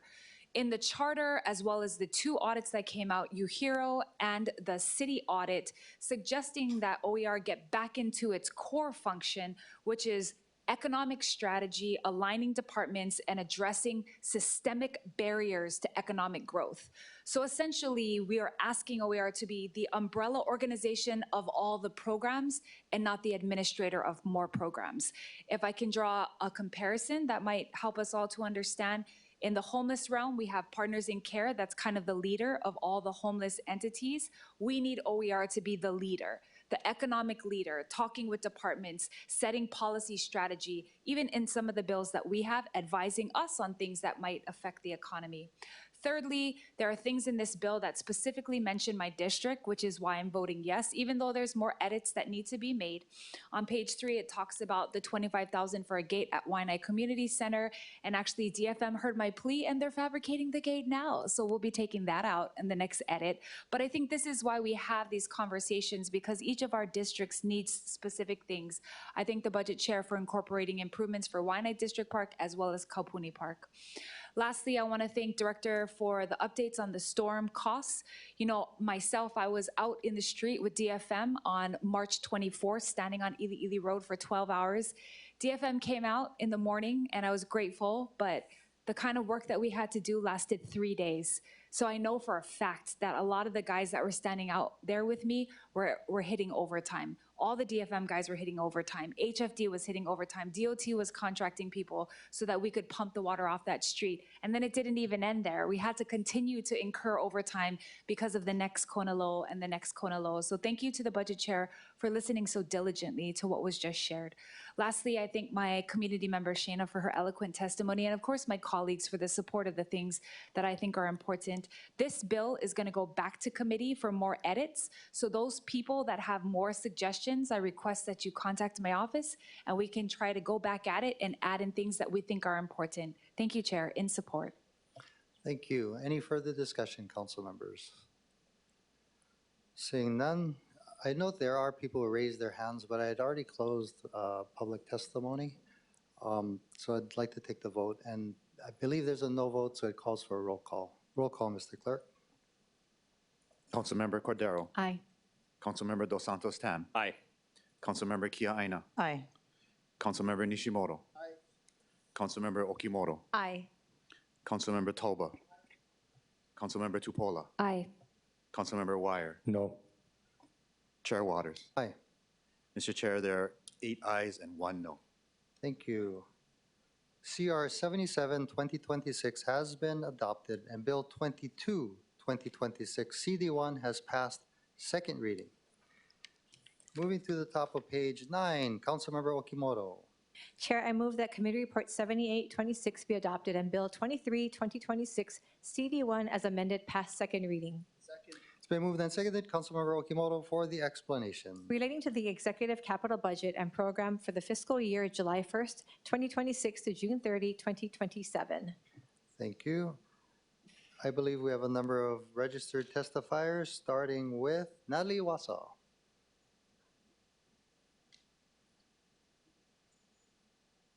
Thank you, Chair. Natalie Wassa for the record. Just some comments on specific items in the bill. On page 13, it talks about curb ramps and funding for various locations. I would like you to take a look at the intersection of Pensacola and Kenow. A number of years ago, this was a long time ago, I saw a person in a wheelchair exiting a driveway, coming up Pensacola, and then going around the corner because there's no curb ramp there. I believe today there is still no curb ramp there. So if you can, if that's true, please put in a proviso for adding a ramp there. With respect to the homeless and affordable housing, there are millions of dollars in funding going into this bill. And I ask you again to take a look at the exemptions we are spending or not getting revenue for exemptions going to labor unions, business leagues, all kinds of nonprofit organizations that are called, they fall under the charitable ordinance in our city laws, and they are not charitable. They should not be receiving those exemptions. And that's millions of dollars a year that we could be saving on that. With respect to Kamiliwiki Community Park, the $100,000 for the pickleball, support that. I was so happy to see the gift to the city last month. I'm just surprised at the cost. However, it just seems a little bit high. With respect to Cocoa Head District Park, there's a $325,000 for a parking lot expansion project. I oppose that. There's a lot of parking there, and I know that that parking lot gets full, those lots get full, especially when there are baseball games and that kind of thing. However, I would like the city to motivate or encourage families to take other means of transportation so that we don't have to have so many cars parking and take up asphalt in our parking and recreation, or, parks and recreation areas. With respect to the bus acquisition, we're going to spend $35 million. This includes, I think, handy vans as well. I have asked multiple times for the city council to have a discussion on those cameras because on the outside of each bus, there are, I think, a minimum of 6 cameras.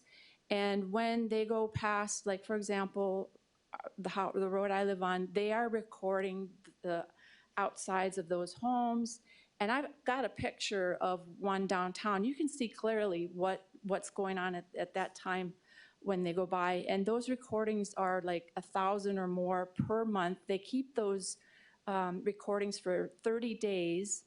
And I think, you know, we should understand what kind of security is available on those, access to those recordings, because it would be very easy for somebody to piece together somebody's time frame. Oh, they leave at 7 o'clock in the morning, they come back at 6 p.m., their house is vacant all day, and it's just something that really should be discussed. One more point, if I may. There's the deletion of the landfill funding, $30 million. This is for the new landfill. I oppose this. You know, we've heard many times that the capacity of the Waimanalo landfill is going to be reached very soon, and we need to do something. And in order to do that, we need to have the funding for it. So those are my comments. Thank you. Thank you. Any questions for the testifier? Seeing none, thank you. Next, we have Shelby Pikachu, billionaire. Aloha, the Jedi Force is back. Pikachu, Shelby, billionaire. So I oppose this bill again because this is $1.53 billion, and you still have the measly $32.5 million. Despite everything I heard, so appreciate you guys saying that. You're going to take it back to committee, but what we witnessed right here, only Matt Wire said no. Everyone else said yes. So we know it's mob rules, majority rules, and it's going to go to third reading next month. So yes, I'm going to oppose the bill again next month because I want to see the amendments in black and white and how it's going to affect the people who have to suffer in mold, rats, asbestos, black mold. Would you go home today to feed your family when the roof is still leaking with rats, mold, brown doo-doo water? No, right? So I want you guys to have some compassion and figure this stuff out, because $32.5 million still is measly, nothing drop in the bucket, as you guys just discussed yourselves over here. They want to hear the guy on the other across of me, and I'm Asian.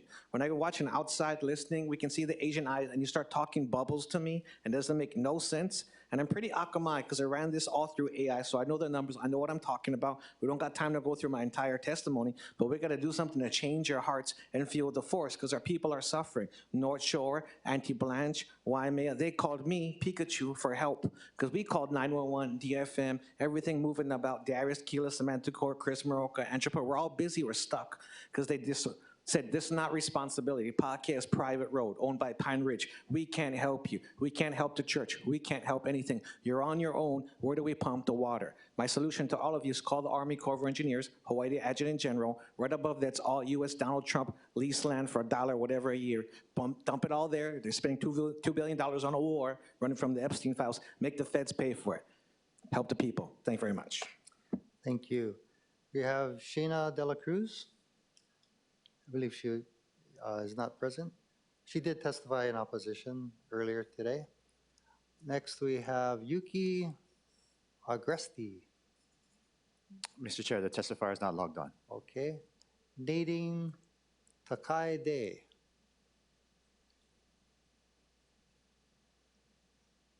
Hello, aloha. Nadine Day, Bill 2326. Thank you for this opportunity to speak to you today. I am Nadine Day, formerly Nadine Takai. I am the sister of the late Congressman Kmart Takai. I'm an avid aquatic supporter. I am the current chairperson of World Aquatics Masters Committee. I did an adult learn to swim workshop for the City and County of Honolulu aquatic staff 2 years ago. I submitted written testimony, but I wanted to speak to you guys personally because this is true to my heart. I'm in strong support of the budget item addressing the project of the Kmart Takai Veterans Memorial Aquatic Center, VMAC. Hawaii is surrounded by water, yet nearly half of the keikis cannot swim, which is totally shocking. Per CDC, Hawaii is second in leading the states for drowning. Drowning is the leading death of keikis, which can be prevented. Statistics also show that if a parent does not know how to swim, the likelihood of their child not knowing how to swim is 60%. That's unreasonable. This item in the budget addresses the modernization of VMAC. Modernizing VMAC directly addresses making VMAC a multi-purpose aquatic facility. You guys have multi-purpose gyms. This is a water-based activities. The benefits is swim lessons, drowning prevention for all ages, water aerobics, fitness classes, recreational swimming, competitive training and events, accessibility, multi-generational activities, aquatic fitness activities, which are low impact, which combat obesity and also helps with mental health.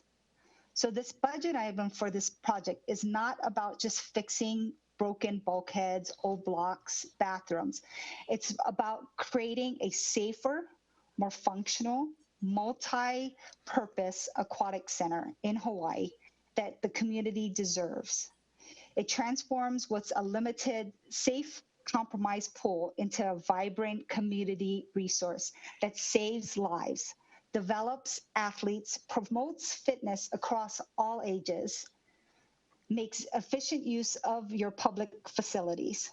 This project tackles Hawaii's challenge of high drowning rate, despite living on an island surrounded by water, limited access to a quality facility, and the need to have a versatile venue that serves teams and the everyday ohana.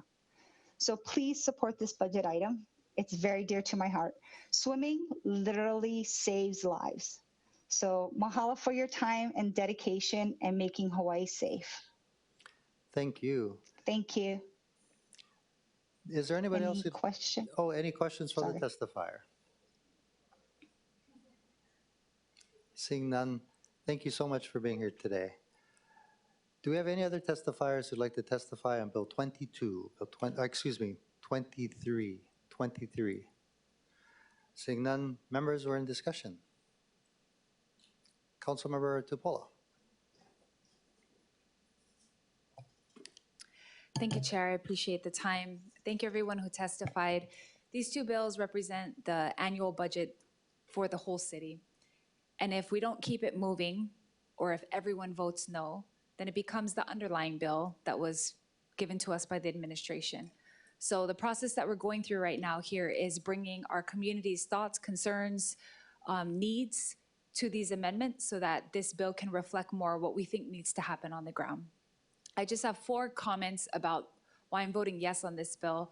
Some concerns, but again, we're going to go back to committee and continue to deliberate, change, and suggest more amendments. First off, anybody who is from Waianae should be in favor of this because I cut out $30 million for the landfill. And let me just be very clear. We were told that there would never be another landfill on the west side.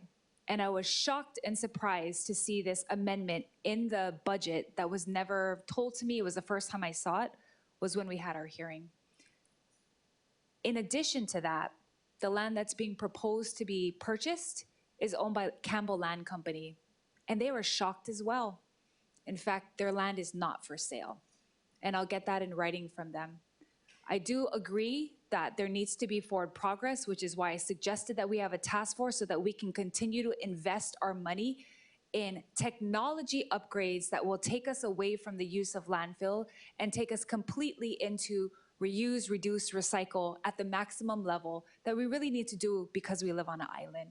So I thank the budget chair for hearing me out on that, and I know I'm gonna have to continue to lobby and advocate for that because I know how important it is, but at the same time, I think it's a great opportunity for us to pivot into a better future for our island. Secondly, there's a few things in my district that are mentioned in this bill. Kalana Anaole, Waianae Ocean Safety Substation that they're gonna redo, Oneula. Thirdly, I do have VOCA, which is Villages of Kapolei. So if you look in this bill, there's 10 million that they put in here, but just for everyone's clarity, this 10 million is not coming from the city. This 10 million is going to come from the state. Villages of Kapolei is currently being managed by HHFDC. So hopefully, and I think, and I applaud this administration for finally taking the land transfer, because it's been 20 years that that community has waited for the land to come over to the city so that we can address abandoned cars, that we can enforce parking, because as of right now, there's no city services in that area of Kapolei because it's not owned by the city. So hopefully that happens. I do have concerns about the 34 million for James, which is the Japan Institute that's in Hawaii Kai. You know, it is Kamehameha School's land. I do believe that for Pawahi's sake, that all the land that she has, that we still have, remain in Kamehameha School's hands. Lastly, there was 3 million that was put into this budget for a resilient shelter. And I thank the budget chair for keeping it in, because unfortunately it was opposed by the administration. I think due to the comments that were made today from testifiers as well as the administration, we have to think heavily about resilience hubs in all of our districts. I don't think we should take it lightly. I don't think in the times of storm is when we prepare now. So hopefully when we come back around to committee, the Department of Emergency Management can work with us on a plan that we can invest this money into our community. It doesn't have to be that we buy land or build a building. It could be that we choose a site within each of our districts that maybe already exists, or something that we know could provide the services that we need. There are a lot of families that were providing resilience hubs out of their own homes. And some of those families got tired of it because that's lots of people coming through their property. They have to stay up all night to help. We need to provide that service to our community. So I'm looking forward to the edits, and I thank the budget chair for her diligence as well as her staff. Thank you, Chair. Thank you. Councilmember Kia Aina. Thank you. Thank you, Vice Chair Tupola, for reminding us about some concerns we may have with these bills, and yet the need to move it forward. During the Budget Committee, I had opposed this bill because of my opposition to a provision, which I'm going to talk about, but I will only be voting with reservations today because I want the bill to move forward. For my district, I have at least $180 million of infrastructure projects in this budget, and it's one of the most important items that we deal on an annual basis. I would like to talk about the provision relating to Kamehameha School's lands. First, I want to just say that the city should not be in the business of acquiring any Ali'i Trust lands. I have dedicated 30 years of my life for the return of lands to the Hawaiian people, opposition to the alienation, to the extent possible, of our public land trust, and alienation of any Ali'i Trust lands. I oppose efforts by the Kamehameha Schools in recent sales in Hualalai, Hawaii Island, Royal Hawaiian in Waikiki, and most recently, Surfco in Waipahu. It needs to stop. I think that Kamehameha Schools could do a better job in community engagement in general, including in Hawaii Kai. They should be meeting with all of the stakeholder groups. I do know that there was a meeting held, but I think they could do a better job. As the largest landowner in Hawaii, Kamehameha Schools needs to be present in all of our communities. They cannot just be staying at their headquarters and making all these decisions at Kaiha'o Plaza. They need to be working with the council members whose districts are impacted by some of the lands that they have, and they need to do a better job with community engagement, including engaging with the beneficiaries of the Kamehameha Schools in the future selling of any lands. Thank you. Thank you. Just want to address the the Hahaione land acquisition. You know, I agree with both of you that Kamehameha Schools needs to do a better job in communicating what their intent is, because, you know, Hahaione Valley, which I know Councilmember Tupola, you grew up right there. You know, the community doesn't want a 400-foot tower right there. And Kamehameha Schools is not communicating their plans on what to do with that property. Also, there's farmlands in the back of Kamiloiki Valley in Hawaii Kai. The farmers there are really concerned because they don't have long-term leases. The land under the Kahala Hotel and Waialae Golf Course is also owned by Kamehameha Schools. What's going to happen with that? Are they going to sell that property as well? So I understand your concern, but advocating for the Hahaioni Valley residents as well as the livable Hawaii Kai Hui is concerned about future development. The Sustainable Community Plan, by the way, for Hawaii Kai and East Honolulu does say, you know, no future development except for one spot, and that's above the shopping center. So maybe this is a way to get Kamehameha schools to talk to us and let us know what they plan to do. But thank you for your comments. Appreciate that. Any further discussion, members, on Bill 23? Seeing none, Mr. Clerk, are we required to do a roll call on this? Nope, no roll call. Okay, any objections or reservations? Roll call? Okay, sorry. Roll call, Mr. Clerk. Councilmember Cordero. Aye. Councilmember Dos Santos Tam. Aye. Councilmember Kia'aina. Reservations. Councilmember Nishimoto. Councilmember Okimoto. Aye. Councilmember Toba. Councilmember Tupola. Aye. Councilmember Wire. Aye. Chair Waters. Aye. Mr. Chair, there are 9 ayes. Thank you. CR 78, 2026 has been adopted, and Bill 23, 2026, CD1 has passed second reading. Moving to the bottom of page 9, Councilmember Okimoto. I move that Committee Report 7926 be adopted and Bill 24, 2026 pass second reading. Second. Been moved and seconded. Councilmember Okimoto for the explanation. Authorizing the issuance and sale of general obligation bonds and bond anticipation notes of the City and County of Honolulu in a maximum principal amount equal to the aggregate of the amounts appropriated in the capital budget ordinance of said City and County for the fiscal year ending June 30, 2027, and specified in said ordinance to be financed from the proceeds of the sale of such bonds and to be expended from the General Improvement Bond Fund, the Highway Improvement Bond Fund, Solid Waste Improvement Bond Fund, the Housing Development Special Fund, or the Taxable General Improvement Bond Fund. Thank you. I believe Shelby Billionaire registered to testify. Aloha, I'm back from the force. So I'm opposing this because it's very confusing. Reading over your executive budget bill for $4.8 billion, then $1.53 billion, and I'm opposing most of the bills following, just to let you know, because you guys made me rack my brain moving how much billions of dollars. It's already $6 billion, going to $7 billion with the rail. But what you're saying with the bonds and obligations, because if Pikachu's confused, I know the average viewer at home watching this on Olelo TV has no clue what we're talking about except for jail bonds. But what it says in my simple English is that it's going to go into the general funds to pay the principal interest tax, and we, the taxpayers, the people still left behind me in the room, those who are watching, we, the taxpayers, have to pay for it all. So if you guys mess up the debt, which you guys are with the rail and everything, multi-billion dollars in debt service, which is the other part of where the bonds and obligations go, because the economy sucks and Donald Trump's at war, this affects us, the taxpayers, with inflation. So of course I'm going to oppose this, and you guys are going to pass this again. You're going to all say yes again, because you need to move it forward. Yes, I know how the force works, so please continue with the show. Thank you very much. Thank you. I don't have any other registered testifiers. Is there anybody else who'd like to testify on Bill 24? Okay, seeing none. Members, we're in discussion. Seeing none, any objections or reservations? Excuse me. Roll call. Yes, roll call, Mr. Clerk. Councilmember Cordero. Excused.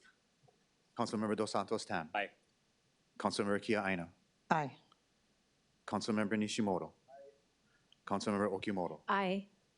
Councilmember Toba. Councilmember Tupola. Aye. Councilmember Wire. Aye.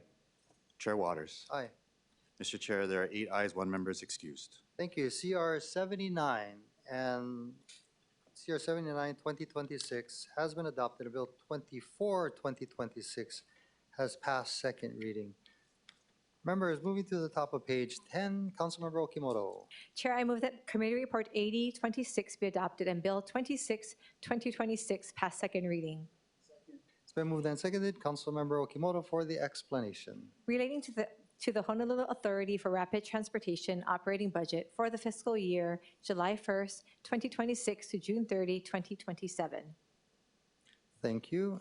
Mr. Clerk, do I have any testifiers? Shelby Billionaire.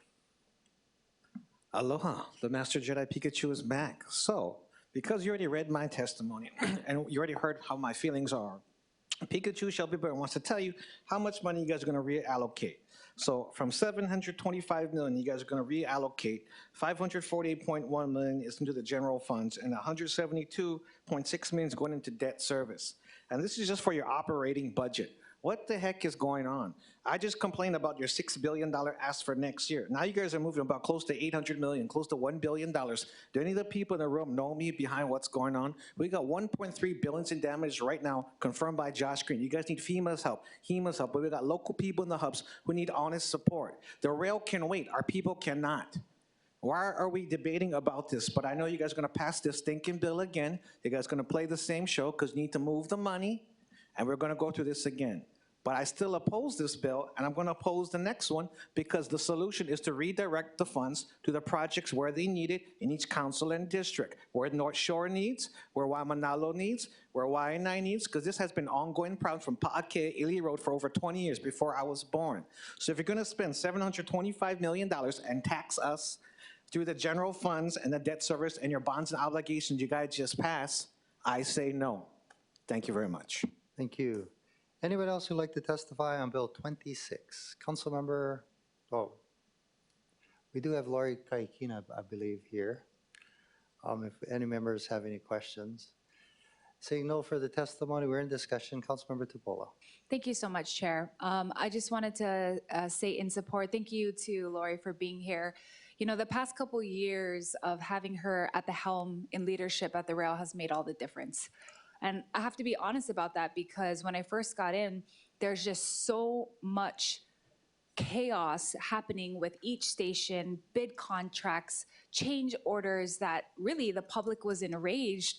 Whereas now, although things still need a lot of improvement, stations are open, we're getting more clear communication.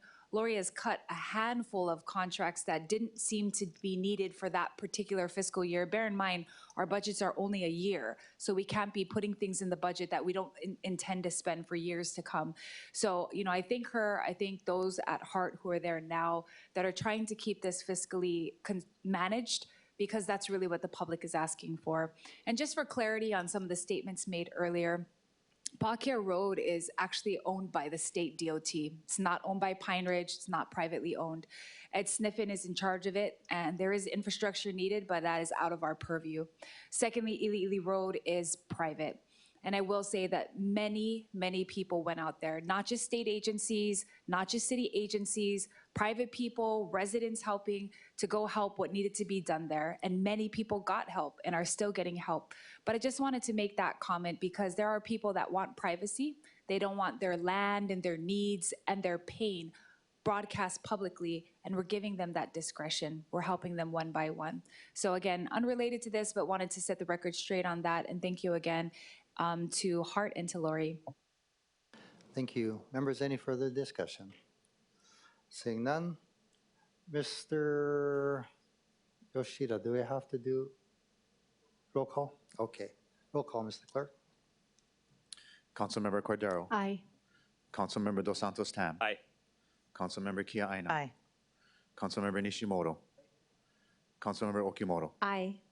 Councilmember Tolba. Councilmember Tupola. Aye. Councilmember Wire. Aye. Chair Waters. Aye. Mr. Chair, there are 9 ayes. Thank you. CR 80-2026 has been adopted, and Bill 26-2026 has passed second reading. Moving to the bottom of page 10, Councilmember Okimoto. Chair, I move that Committee Report 8126 be adopted and Bill 27-2026 pass second reading. It's been moved and seconded. Councilmember Okimoto for the explanation. Relating to the Honolulu Authority for Rapid Transportation capital budget for the fiscal year July 1st, 2026 to June 30, 2027. Thank you. I believe we have Shelby Billionaire registered to testify. Aloha, council members. It's Pikachu Shelby Bonner once again opposing the bill. Even I'll be the only lonely voice in the Kingdom of Hawaiian Islands who I represent, Kaupunia, Kauai, Vaipaina, and Ohanini Party. You guys already have my written testimony I sent, I don't know, maybe a week ago. And I oppose this bill because what kind of Portuguese makes a rail from Kropo Croc Center that goes to nowhere? And if I was in charge, I'd be putting it from Waikiki to Ala Moana to the airports.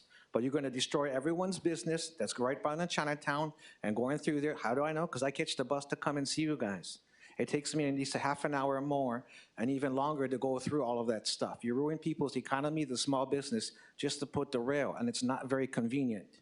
And so I oppose this bill because you can make into a bike lane, convert it to a skywalk like they do in New York or other things. This is a money pit going into nowhere, costing billions of dollars, and you're losing, on average, the cost rider spends $3. It's about $100 you're spending per person.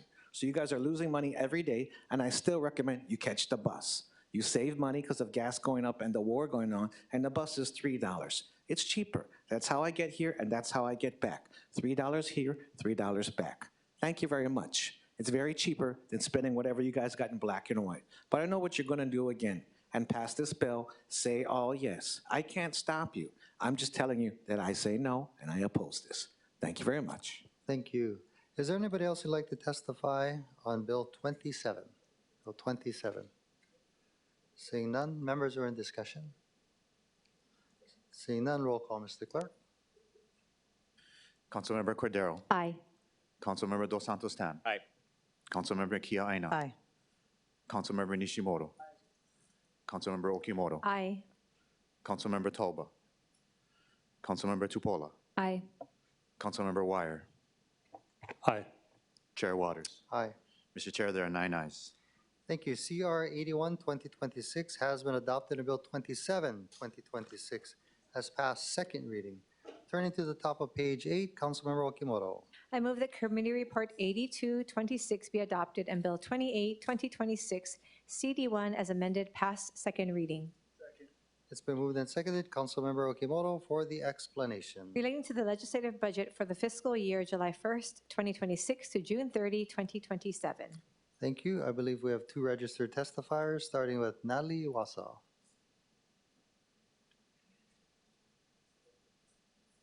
Thank you, Chair Natalie Wassa, for the records. Just some comments. First of all, as I mentioned under the operating budget, I oppose the proposed salary increases of 4.7%. And I wanted to bring to your attention that 5 testimonies were submitted to the commission for their last meeting, which I think was last week, Monday. They did not get any of those testimonies in time for the meeting. They were posted online more than a day later. And, you know, there's already a lack of trust in the public with respect to the government, and people feel like they don't have a voice, or nobody pays attention to them. And here we have a situation where these testimonies were not even provided to the commissioners prior to the meeting. So I ask you to take a look at that, because to me, this is not acceptable. And I finally heard from the chair of the commission yesterday, and she said, oh, this was just a one-off. Well, I don't know what happened with the other testimonies that were submitted days before their meeting. There's no excuse for that.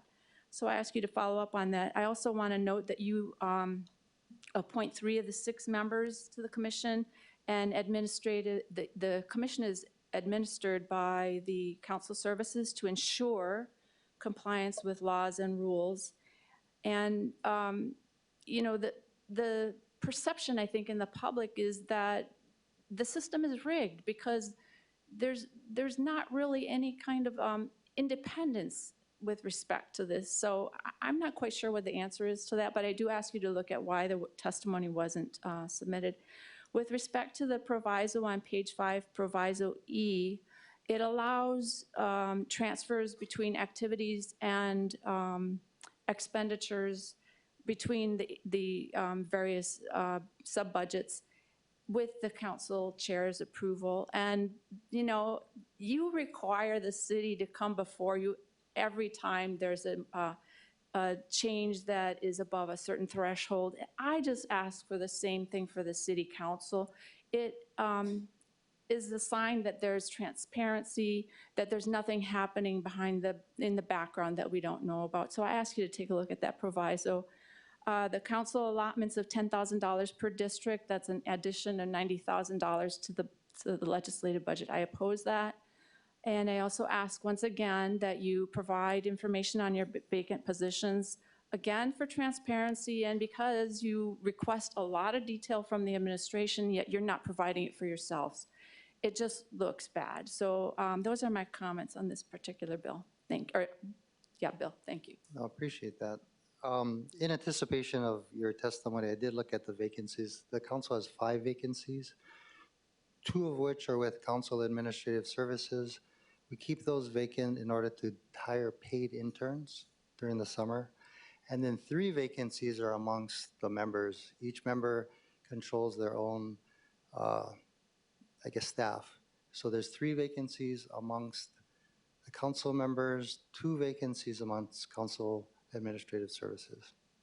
So are you saying then that, for example, there are no vacancies at the city auditor's office or some of these other sub-budgets that are included in the legislative budget? No, I'm not. Just, so it's just the council? Just the council. Okay, so if you could then take a look at that and provide that at the budget committee. Thank you. Yes. Is there anybody else who'd like to testify on Bill 21? Yes, Pikachu shall be billionaire. So regarding this legislative bill, 28. right? I oppose this because you guys, it's really weird. You have $33,457,332. I don't have a problem with the money you guys spending it. My problem is you're gonna put $10,000 in mailers per each council member times the districts. That's $90,000 to send me junk mail to Waianae and wherever you guys are, and we don't need it. I'd rather have gift cards, because like you heard yesterday in my previous testimony, we went to ALOHA United Way to get support for 201 and support, and they had real support from business, Visa, whatever cards you get like at the store, and that was usable. We need real support. Don't send me and waste $10,000. And Andrew, I love you from another mother and a sister from another mister, but please save the budget. You know, use it for what it's worth. I don't need no mailer and postcards, not for $10,000. That's just ridiculous. And there is a problem, as she said earlier, the previous testifier, about your website. I tried last month, I couldn't get through. I tried this month, I couldn't get through. I contacted Doris, the clerk, you have a wonderful clerk. How I've been getting through is by emails. So I've been sending emails every single day when I can, and I sent 9 the other day and 1 because I always test the system. It's not only your system, the police commissioners have not been receiving my testimonies for 3 to 4 months. And I've complained to them too, and they somehow fixed the problem. I'm not sure if it's an email going to spam, because it's the same testimony you guys are getting, but your clerk is doing an awesome job. So I'd have someone check on what's going on, because if they're blocking me and some of your top testifiers, there's something wrong in the system. Thank you very much. Have a beautiful day. May the force be with you always. I'll be going to the next meeting. Have a beautiful lunch. Aloha. Thank you. Is there anybody else who'd like to testify on Bill 28? Seeing none, discussion members. Councilmember Tupola, followed by Councilmember Cordero. Yeah, thank you so much, Chair. In support, I just wanted to make a comment that I've only done a mailer once since I've been in office. I've been in for 5 years because it's so expensive. So I represent from Eva right along Augie's border all the way to Kaena Point. So roughly, around 120,000 people. This is a huge area, and the cost to do it, to be honest, is too much. So don't worry, I won't send him any mail. But I also haven't sent any mail because really we have to kind of decide whether or not that's a good use of expense, because the amount to pay for a mailer to my whole district is much, much more than when I was a state house rep, where we could kind of frequently send out postcards. I can't even really do that unless we want to spend large chunks of our budget. So with that being said, I do think that it's a modest amount that we get for the amount of people that we service. And to be very frank, we try to use every method possible that's free to communicate with the community, because yes, mailers and things that go in the mail are very expensive. So I do know all my colleagues do the same, and we're trying to be as fiscally conservative as we can. Thank you, Chair. Thank you. Councilmember Cordero. Thank you, Chair. I placed that amendment, and I understand the concerns regarding 10,000 per council district, which equates to $90,000. And honestly, $10,000 is just the amount for postage for our district. And damned if you do, damned if you don't, about informing people about projects in our community. Myself, I have a very urban district, and so I want to alert them. I have H1, H201, and Nimitz, and so many highways intersecting, Likelike, all converging near Middle Street. And so all these different things that people need to know in my district doesn't always get to them through my own e-newsletters, neighborhood board kind stuff. People don't always watch the news too. Some people get it on social media, but getting it directly to them at home is another tool and where we can meet people where they are at. Mahalo. Thank you. Any further discussion, members? Seeing none, roll call, Mr. Clerk. Councilmember Cordero. Aye. Councilmember Dos Santos Tan. Aye. Councilmember Kia Aina. Aye. Councilmember Nishimoto. Councilmember Okimoto. Aye. Councilmember Tolba. Councilmember Tupola. Aye. Councilmember Wire. Excused. Chair Waters. Aye. Mr. Chair, there are 8 ayes, 1 member is absent. Thank you. CR 82, 2026 has been adopted, and Bill 28, 2026, CD1 has passed second reading. From the Committee on Zoning and Planning, Councilmember Kia Aina. I move that Committee Report 93, 2026 be adopted and Bill 21, 2026 pass second reading. Second. It's been moved and seconded. Councilmember Kia Aina for the explanation. This bill relates to transit-oriented development. Thank you. Mr. Clerk, I believe we have one registered testifier, Andrew Pereira. Mr. Chair, the testifier is not logged on. Okay. Is there anybody else who'd like to testify on Bill 21? Bill 21. Seeing none from the audience, is there anybody online who'd like to testify on Bill 21? Mr. Chair, we have none. Okay. Members, we're in discussion. Council Member Dos Santos Town. Thank you, Chair. I'll be voting WR in this. I share concerns that the original intent behind this proposal was to deal with gray water, which I think is fairly broadly supported and fairly innocuous. I have some concerns about Section 5, which is kind of pitched as a housekeeping amendment, that is to match the language that applies to the interim plan development transit permits, IPDT, with the planned development transit permits, the PDT.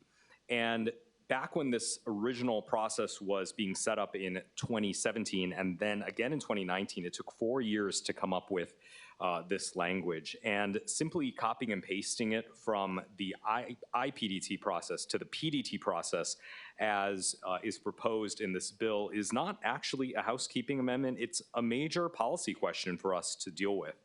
And I think that it merits a much broader discussion about whether we're going to match the PDT exactly with IPDT. And if that's the case, then we should just have one process rather than two, if they're going to be exactly the same and exactly mirror each other.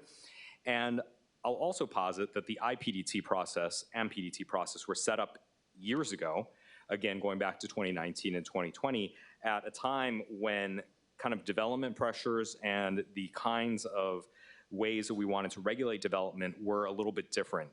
Now with interest rates being much higher, now with our housing shortage being even worse than it was back then, I think we need to have a broader discussion about this section. So I'll be actually proposing a version of this bill that takes out Section 5 and just deals with the gray water, because I think that that's fairly innocuous and fairly broadly supported. So thank you. Thank you. Councilmember Kia Aina. Thank you, Chair. I've received several communications regarding concerns that came after the zoning hearing, and so I intend to address those concerns at the next zoning committee. Thank you. Thank you. Any further discussion? Councilmember Nishimoto. Please note my reservations. Okay. Reservations. Councilmember Wire. Reservations. Thank you, Chair. You. I do want to note that this was originally introduced as Resolution 25-51. The bill, which is predominantly the same as what we're looking at today, went to the Planning Commission. Planning Commission really didn't do any amendments to it. It came back to us. I also received concerns, so I'll be voting with reservations. But thank you, Chair of Planning and Zoning, for looking at this and working with the community and their concerns in addressing that. But we need to pass it out today to get it back to committee in order to do that. So, having said that, any further discussion? Councilmember Okimoto. Chair, just also please note my reservations. Okay. Thank you. Councilmember Cordero. Chair, I just wanted to know, that's why I brought up the chair of the Planning Commission during that measure, because when they do and I mentioned they are looking through it with a finer tooth comb, but these recommendations that come to the council after it goes to them, it should include discussions with stakeholders, as I mentioned to the Planning Commission chair, so, which includes developers as well. So that is, once again, why I brought that up, and another example as to why I often bring up concerns with what comes out of the Planning Commission back to the council. Mahalo. Thank you. This does call for a roll call vote, so unless there's any further discussion, Mr. Clerk, roll call, please. Councilmember Cordero. Aye. Councilmember Dos Santos Tam. WR. Councilmember Kia Aina. Aye. Councilmember Nishimoto. Councilmember Okimoto. Reservations. Councilmember Tolba. Excused. Councilmember Tupola. Reservations. Councilmember Wire. Reservations. Chair Waters. And reservations. Mr. Chair, there are 8 ayes, 1 member is absent. Thank you. CR 93, 2026 has been adopted, and Bill 21, 2026 is passed second reading. Moving to the top of page 12 from the Committee on Budget, Councilmember Okimoto. Chair, I move that Committee Report 8526 and Resolution 26-36 be adopted. It's been moved and seconded. Councilmember Okimoto for the explanation. Approving the City and County of Honolulu's 32nd Year Action Plan for the Community Development Block Grant, Home Investment Partnerships, Emergency Solutions Grants, and Housing Trust Fund Programs, and authorizing its submittal to the U.S. Department of Housing and Urban Development. Thank you. Is there a second? It's been moved and seconded. Councilmember Okimoto, thank you for the explanation. Is there a motion to amend? Chair, I move that Resolution 26-36 be amended to the hand-carried FD1 identified as OCS 2026-214/4/13/2026 at 3:54 p.m. Second. It's been moved and seconded. Thank you for the explanation. Mr. Clerk, do we have any testifiers? Chair, actually, I think I will read the explanation at this time, Oh, if that's okay. please proceed. Okay. The proposed FD1 makes the following amendments. A, amends the title of the resolution to read, quote, approving the City and County of Honolulu's 32nd Year Action Plan for the Community Development Block Grant, Home Investment Partnerships, Emergency Solutions Grants, and Housing Trust Fund Programs, and authorizing its submittal to the U.S. Department of Housing and Urban Development. B, amends the fourth whereas clause to clarify that the draft 32nd Annual Action Plan dated February 2026 was transmitted by Departmental Communication 82/2026. C, as a new fifth whereas clause to clarify that the updated Annual Action Plan dated April 2026 was transmitted by the way of Departmental Communication 255/2026, D-255/2026, and is attached to the proposed FD1 as Exhibit A and incorporated by reference the, quote, updated Annual Action Plan, close quote. D, replaces the draft 32nd Annual Action Plan dated February 2026 and attached to the resolution with the updated Annual Action Plan dated April 2026, marked as Exhibit A, that was transmitted as part of the proposed FD1 submitted by the Department of Budget and Fiscal Services by way of D-255/2026. E, as a new sixth whereas clause to clarify that the updated Annual Action Plan updates the U.S. Department of Housing and Urban Development HUD funding allocation amounts to reflect the actual HUD funding allocation amounts and makes additional miscellaneous technical and non-substantive amendments. F, amends the Be It Resolved clause to clarify that the Council approves the City and County of Honolulu's 32nd Year Action Plan for the Community Development Block Grant, Home Investment Partnerships, Emergency Solutions Grants, and Housing Trust Fund Programs dated April 2026, attached as Exhibit A and incorporated by reference herein, and authorizes its submittal to HUD. G, makes miscellaneous technical and non-substantive amendments. Thank you, Chair. Thank you. Mr. Clerk, do we have any testifiers? Mr. Chair, we have none. Thank you. Members are in discussion. Seeing none, any objections or reservations to the motion to amend? Councilmember Kia Aina. Didn't raise my hand fast enough. I just want to thank the Department of Community Services and Department of Budget and Fiscal Services. I look forward to next year's plan and hope that, again, we go in the direction of pivoting from providing a greater percentage to nonprofit organizations, including the funding set aside for public service. Thank you. Thank you. Any further discussion? Seeing none, any objections or reservations to the motion to amend? Seeing none, Resolution 26-36 has been amended to the hand-carried FD1. Any objections or reservations to waiving Council Rule 19G, the 48-hour notice? Seeing none, the 48-hour notice has been waived. Any further discussion, members? Seeing none, any objections or reservations? Noting no objections or reservations, CR 85-2026 and Resolution 26-36 FD1 has been adopted. Moving to the bottom of page 12, Councilmember Okimoto. I move that Committee Report 8626 and Resolution 26-55 be adopted. It's been moved and seconded. Councilmember Okimoto for the explanation. Relating to the transfer of funds. For Honolulu Police Department, yes. Mr. Clerk, do we have any testifiers?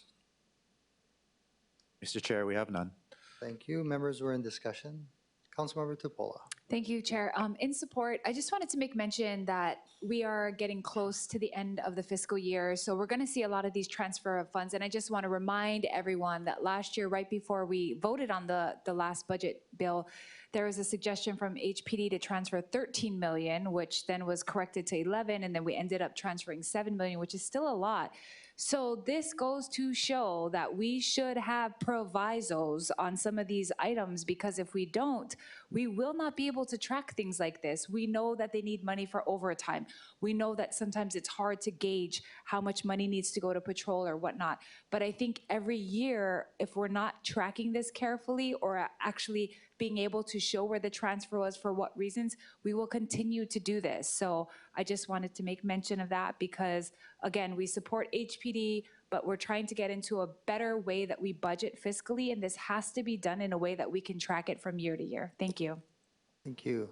Any further discussion, members?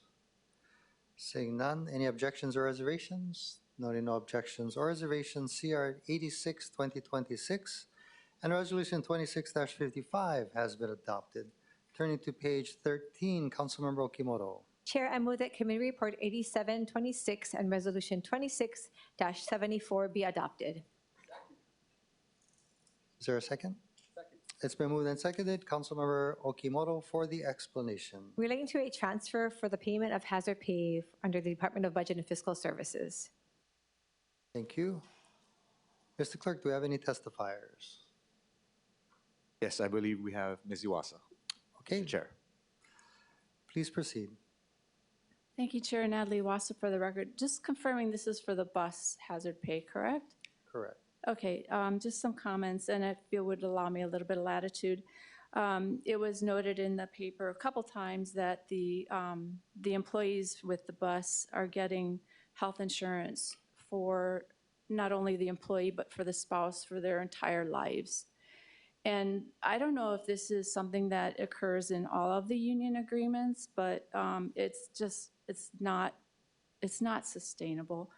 And I understand that the counties have very little, not as much weight with respect to the union agreements that the state has. The state really controls those negotiations. And so I ask you to follow up on that. You know, it's not fair that the state really has a higher, heavier weight in the say in what the city ends up paying for these types of things. So those are my comments. Thank you. Thank you. Anybody else like to testify? Good. Yeah, please come forward. Thank you all for waiting patiently.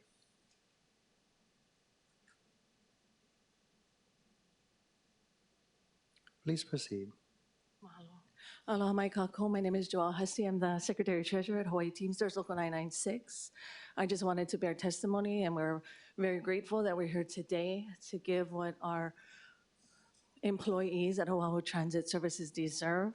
I also want to say that healthcare is something that we do fight for. Our retirees, yes, some of them may have their spouses covered, not many. It's been a hard industry, and supporting our people here so that they can sustain, especially after retirement, is important. Mahalo nui. Thank you for your testimony today. Members, we're in discussion. Councilmember Tupola, followed by Councilmember Wire. Thank you so much, Chair. I just wanted to say thank you to the administration. I mean, I know we went through a lot of discussion about this. I introduced a resolution in 2023 about this. Here we are in 2026, finally talking about the distribution of the hazard pay. And I thank them for hanging in there, because COVID was a while ago. And I think us going back and forth and really being the last county to kind of wrap up our discussions with each union is unfortunate, because so many people have kind of hung on, waiting, hoping. And we know that there were so many bus drivers that were in constant contact the whole entire time. So yes, very grateful that we're finally at this step. And of course, our apologies, to those workers in the city that had to go through it, wait this long. I think on the council side, we were advocating from the beginning. And so I'm just glad that this resolution came forward, and we hope the best for them. I agree that it's tough. It's tough to maintain our mechanics there, our services. And actually, just today we had a good celebration of our awesome bus drivers. We have to remember that this is a service that our city provides to the public, and people are very, very grateful for it. So I'm glad that we can treat our bus drivers well, and that we can be aware of their welfare and their needs in this way. Thank you, Chair. Thank you. Councilmember Wire. Thank you, Chair. Yeah, I want to echo that. Just deep appreciation for all of our bus drivers and mechanics and all the teams that are working to serve the community. I mean, I think COVID, you folks are at the forefront, in the front lines. But even just recently, right now, in Wailua with the bus driving around with the evacuation route. So just like when the first responders are down there, you are first responders, and grateful for the leadership team that's in chamber today. I'm hopeful for the future. And yeah, I mean, I echo that sentiment. Medical issues and the related income loss are the leading cause of bankruptcy. Like, how nuts is that? Like, people go bankrupt because they're sick. You die without going to the doctor, and we live in a community where we still struggle to have access for everybody. So mad applause for that as well, increasing the medical access for your members. So mahalo, Chair. Thank you. Any further discussion, members? Seeing none. Any objection or reservations? Noting no objections or reservations, CR 87, 2026 and Resolution 26-74 has been adopted. Thank you. Moving to the bottom of page 13 from the Committee on Housing, Homelessness, and Parks, Councilmember Tupola. I move that Committee Report 88, 2026, Resolution 26-52 be adopted. Been moved and seconded. Councilmember Tupola for the explanation. Accepting a gift of an interpretive sign honoring the legacy of Mary Foster, valued at $2,645 to the city from NTP Holdings, to be displayed at Foster Botanical Gardens. Thank you. Mr. Clerk, do we have any testifiers? Mr. Chair, we have none. Thank you. Members, we're in discussion. Seeing none. Any objections or reservations? Noting none. CR 88, 2026 and Resolution 26-52 has been adopted. Moving to the top of page 14, Councilmember Tupola. I move that Committee Report 89, 2026, Resolution 26-53 be adopted. It's been moved and seconded. Councilmember Tupola for the explanation. Accepting a gift of 2 high-back traditional benches, preparations of the grounds, and 2 bronze plaques with an inscription to read, donated by the family of Malana, valued at $5,380.79 to the city from William Byerly, to be placed at Kapi'olani Regional Park and Leahi Beach Park. Thank you. Mr. Clerk, do we have any testifiers? Mr. Chair, we have none. Thank you, members. Any discussion? Seeing none. Any objections or reservations? Noting no objections or reservations, CR 89, 2026 and Resolution 26-53 has been adopted. Councilmember Tupola. I move that Committee Report 90, 2026 Resolution 26-64 be adopted. It's been moved and seconded. Councilmember Tupola for the explanation. Urging the Department of Parks and Recreations to review and update as necessary the security and safety requirements and related documentation for events held at the City and County of Honolulu Parks facilities. Thank you. Mr. Clerk, do we have any testifiers? Mr. Chair, we have none. Thank you. Any discussion, members? Councilmember Tupola, followed Thank by you. Okimoto. Yeah, thank you so much to those who supported.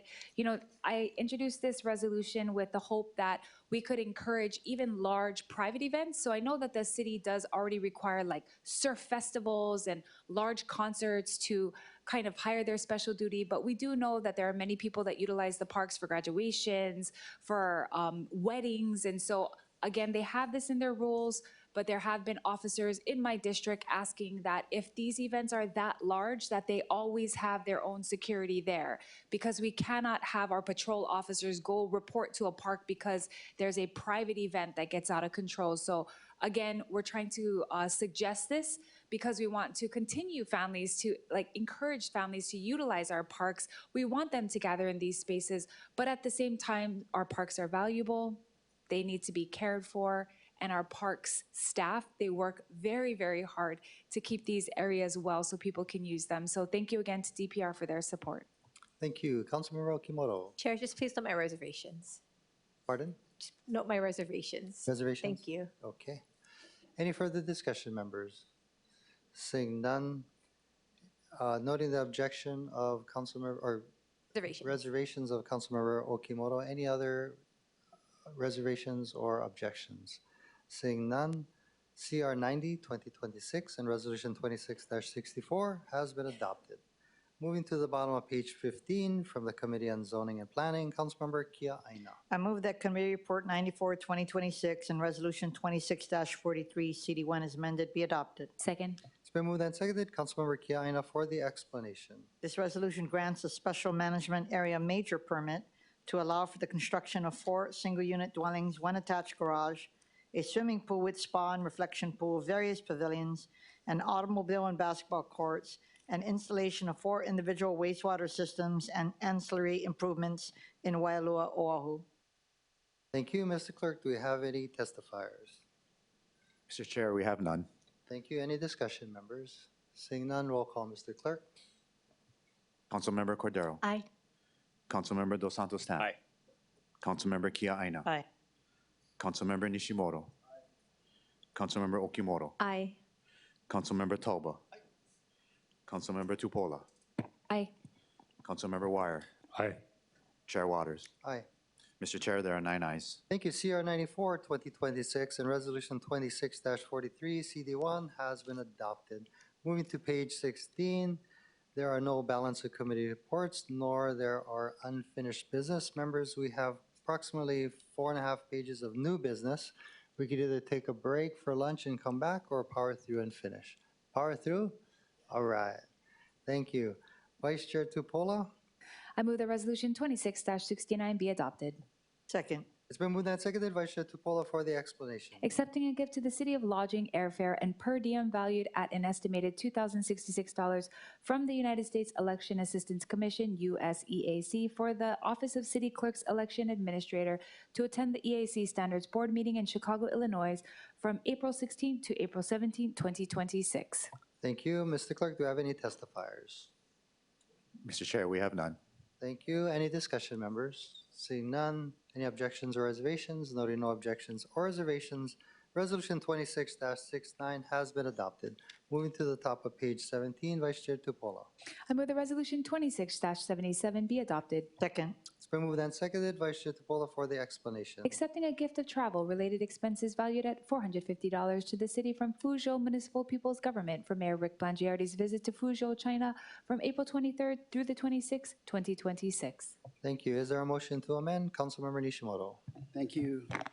I move that Resolution 26-77 be amended to the hand-carried FD1 identified as OCS 2026-0213/4/13/2026 at 11:15 a.m. Second. Thank you. It's been moved and seconded. Councilmember Nishimoto for the explanation of the amendment. Yeah, Chair, a copy from the clerk has been passed out to the members. Would that be sufficient? Yes. Thank you. Thank you. Mr. Clerk, do we have any testifiers? Mr. Chair, we have none. Thank you. Members, we're in discussion. Seeing none, any objections to the motion to amend? Seeing none, seeing no reservations or objections, Resolution 26-77 has been amended to the hand-carried FD1. Any objections or reservations to waiving Council Rule 19G, the 48-hour notice? Seeing none, the 48-hour notice has been waived. Members, any discussion on the underlying bill? Seeing none, any objections or reservations? Noting no objections or reservations, Resolution 26-77 FD1 has been adopted. Moving to the bottom of page 17, Vice Chair Tupola. I move that Resolution 26-78 be adopted. Second. It's been moved and seconded. Vice Chair Tupola for the explanation. Relating to the transfer of funds. Thank you. Dealing with the Department of Medical Examiner. Is there a motion to amend? Councilmember Okimoto. Chair, I move, that Resolution 26-78 be amended to the posted FD1. It's been moved and seconded. Councilmember Okimoto for the explanation of the amendment. The FD1 makes the amendment set forth in the written summary as posted on the agenda. Thank you. Mr. Clerk, do we have any testifiers? Mr. Chair, we have none. Thank you. Any discussion? Seeing none, any objections to the motion to amend? Noting no objections, Resolution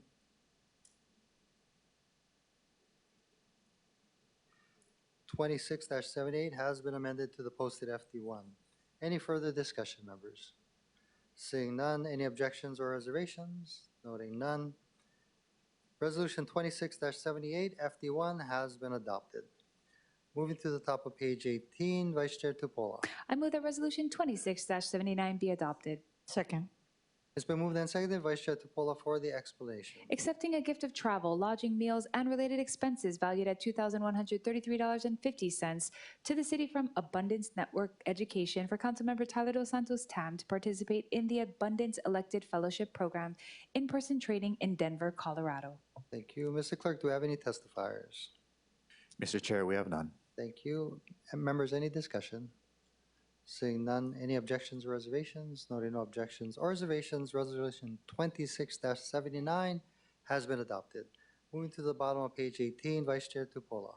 I move that Resolution 26-81 be adopted. Second. It's been moved and seconded. Vice Chair Tupola for the explanation. Accepting a gift of air transportation and lodging valued at $1,850 to the city from Harvard Kennedy School for a member of the Department of Human Resources and the Department of Transportation Services to participate in the Harvard Kennedy's second annual State and Local Government Career Expo and Forum in Cambridge, Massachusetts from April 16th to the 17th, 2026.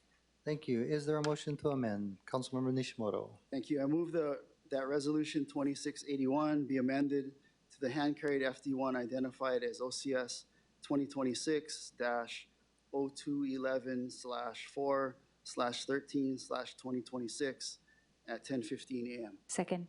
It's been moved and seconded. Councilmember Nishimoto for the explanation of the amendment. Thank you. The clerk has passed out hard copies to the members for their perusal. Thank you. Mr. Clerk, do we have any testifiers? Mr. Chair, we have none. Thank you. Any discussion, members? Seeing none, any objections or reservations to the motion to amend? Noting no objections or reservations, Resolution 26-81 has been amended to the hand-carried FD1. Any objections or reservations to waiving Council Rule 19G, the 48-hour notice? Noting no objections or reservations, the 48-hour notice has been waived.